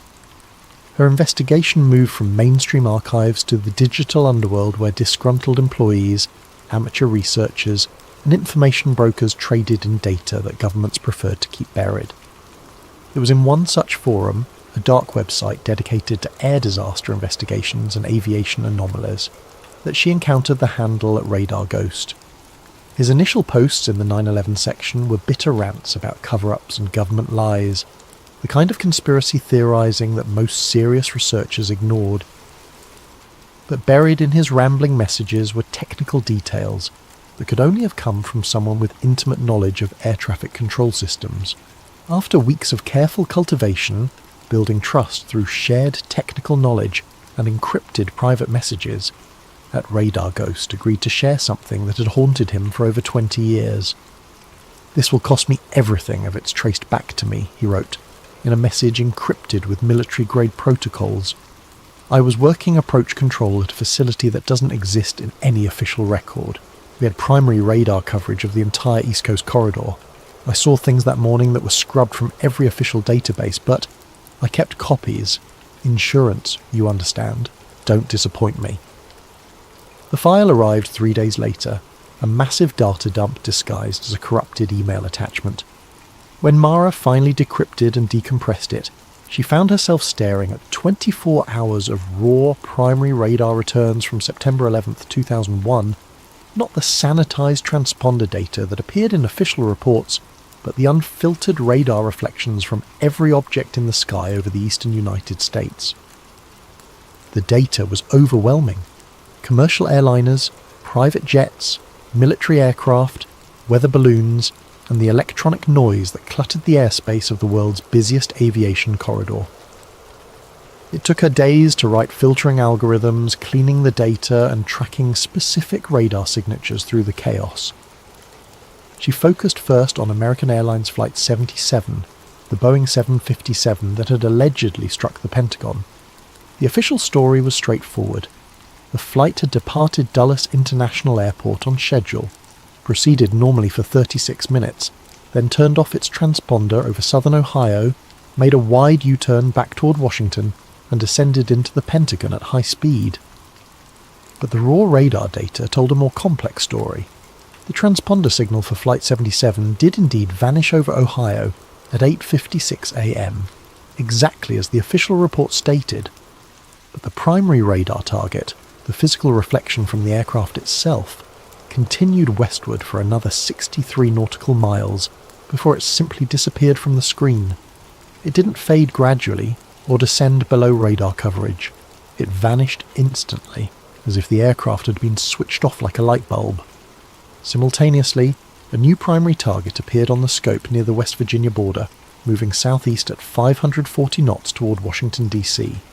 This new radar signature had the exact characteristics of a Boeing 757. The same cross-sectional area, the same speed capabilities, the same flight profile. But according to the official timeline, the real Flight 77 was already well to the east and no longer under radar coverage. The timing was surgical in its precision. The original target disappeared at exactly 9:09:32 a.m. The new target appeared at 9:09:34 a.m., 2 seconds later and 60 miles to the south. It was as if the aircraft had been teleported, or as if one plane had been replaced by another in a carefully choreographed handoff. Radar Ghost's encrypted messages provided context. See it now? The swap. We called it aircraft substitution in our training manuals, something the military practices during war games when they need to simulate different aircraft types or flight profiles. They paint a new bird on the screen using electronic countermeasures, make the old one disappear using radar jammers. We saw what they wanted us to see. Mara cross-referenced the radar data with archived flight tracking information from that morning. The pattern became even more disturbing when she examined United Airlines Flight 175, which had struck the South Tower. Like Flight 77, its transponder signal disappeared over New Jersey, but the primary radar returns showed the aircraft continuing north for another 40 miles, before vanishing and being replaced by a different target that descended into Manhattan. The implications were staggering. The radar evidence suggested that the aircraft everyone watched strike the World Trade Center and Pentagon were not the original commercial flights. They were substitutes, introduced into the airspace during the confusion of the morning's military exercises. But substitutes for what? If the original flights hadn't crashed into the buildings, what had happened to them? And what exactly had struck the towers? Her correspondence with Radar Ghost became increasingly cryptic as he realised the magnitude of what he had revealed. His final message was short and urgent. They know I've been talking. Moving the family tonight. The data you have is real, but is only part of the picture. Look for the fighter jets that weren't supposed to be there. Look for the electronic warfare signatures. And whatever you do, don't trust anyone who claims to be trying to help you. The people who did this have been cleaning up loose ends for 20 years. The account at Radar Ghost went dark after that message. When Mara tried to reach him through back-channel communications, she found that all his digital identities had been systematically erased. Email accounts closed, forum profiles deleted, encrypted messaging services showing no record of his user credentials. It was as if he had never existed. But the radar data remained, a digital fossil of a truth that someone had gone to extraordinary lengths to conceal. The morning of September 11th hadn't just been a terrorist attack, it had been the largest military deception operation in modern history, a shell game played with passenger aircraft while the world watched in horror. The question that now consumed Mara's every waking moment was simple and terrifying. If the planes that struck the buildings weren't the original flights, and if the original flights had been made to disappear somewhere over the American heartland, then who was responsible for the greatest aviation magic trick ever performed? And more importantly, what had happened to the 244 people who had been aboard those vanished aircraft? The scope of the deception was threatening to overwhelm her analytical capabilities. Aircraft substitution, media manipulation, academic intimidation. The threads were weaving together into a pattern so vast and complex that her rational mind struggled to process it. She needed something concrete, something that operated according to simpler rules than military operations or information warfare. She needed to follow the money. Financial markets were brutal in their honesty. Numbers didn't lie, couldn't be intimidated into silence, and left paper trails that were nearly impossible to completely erase. If someone had advanced knowledge of the attacks, they would have found ways to profit from that knowledge, and those profits would be traceable. Mara spent her remaining savings on access to premium financial databases and trading analysis software. She focused on the 3 trading days immediately preceding September 11th, 2001, looking for anomalies that screamed insider knowledge. The first anomaly was so blatant it seemed impossible that it hadn't been front-page news for months. Put options, essentially bets that a stock's price would fall, had spiked to unprecedented levels for American Airlines and United Airlines stock. The volume was not just unusual, it was statistically impossible without advanced knowledge. American Airlines put options had increased by 1,300%, above normal volume on September the 6th and 7th. United Airlines puts had spiked by 1,100% over the same period. Someone had wagered hundreds of millions of dollars that these 2 specific airlines, and only these 2 airlines, were about to experience catastrophic losses. But the betting wasn't limited to the airlines. Insurance companies had been targeted with similar precision. Marsh & McLennan, the insurance brokerage that occupied floors 93 to 100 of the North Tower, had been hit with massive put option purchases. So had Swiss Re and Munich Re, 2 reinsurance giants that would face billions in claims from the attacks. Even more specifically, put options had been purchased against Morgan Stanley, Merrill Lynch, and other financial firms that had major offices in the World Trade Center complex. The pattern was surgical. Only companies that would be directly impacted by the destruction of the towers were targeted for bearish betting. The profits from these trades, had they been collected, would have totaled over $2.5 billion. It was the most successful short-selling operation in financial history, predicated on advanced knowledge of one of the most devastating attacks in human history. Mara traced the trading orders through a labyrinth of financial intermediaries. The initial purchases had been placed through a network of small brokerages in Germany, Switzerland and Japan, locations chosen for their bank secrecy laws and regulatory opacity. But using advanced financial forensic software, she was able to peel back the layers of financial obfuscation.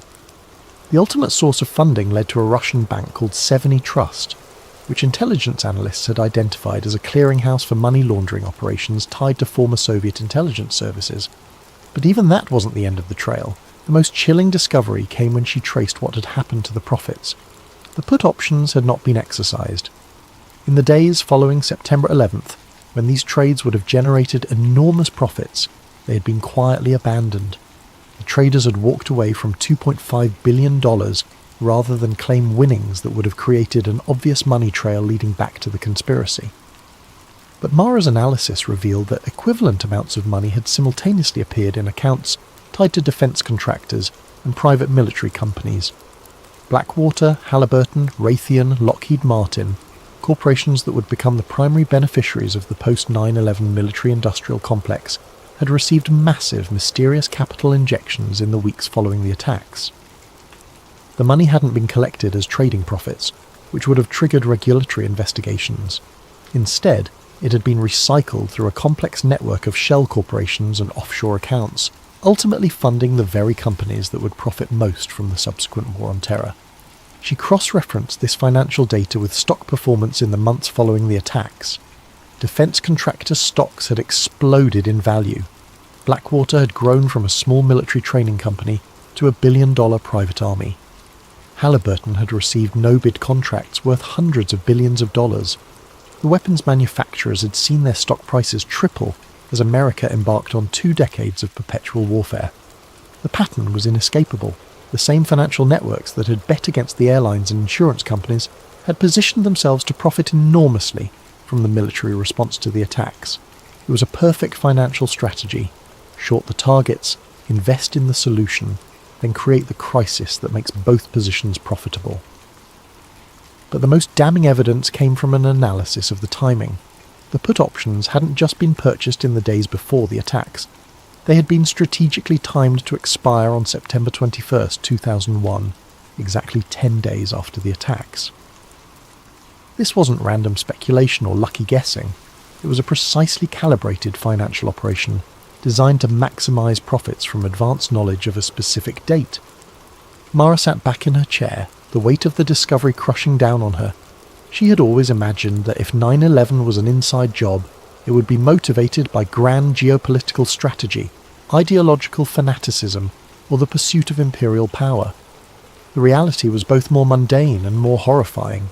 It was about money. The attacks weren't just a catalyst for reshaping global politics. They were the centerpiece of the most profitable investment strategy in human history. The towers had fallen, 3,000 people had died, and 2 decades of war had followed, all to execute a financial plan that had generated trillions of dollars for a small group of investors who had known exactly what was going to happen and when. She began mapping the ownership structures of the shell companies that had received the laundered profits. The network was vast and sophisticated, but patterns emerged. Many of the ultimate beneficiaries were names she recognized from business headlines. Defense industry executives, private equity firms specializing in military contractors, and investment funds that had emerged from nowhere in the early 2000s to become major players in the military-industrial complex. But one name kept appearing in her analysis, buried deep in the ownership structures and corporate boards: Meridian Group, a private investment firm that seemed to exist at the nexus of defense contracting, intelligence services, and international finance. Every financial thread she followed eventually led back to companies with Meridian connections. Meridian Group had been founded in 1999 by former intelligence officials and Wall Street executives.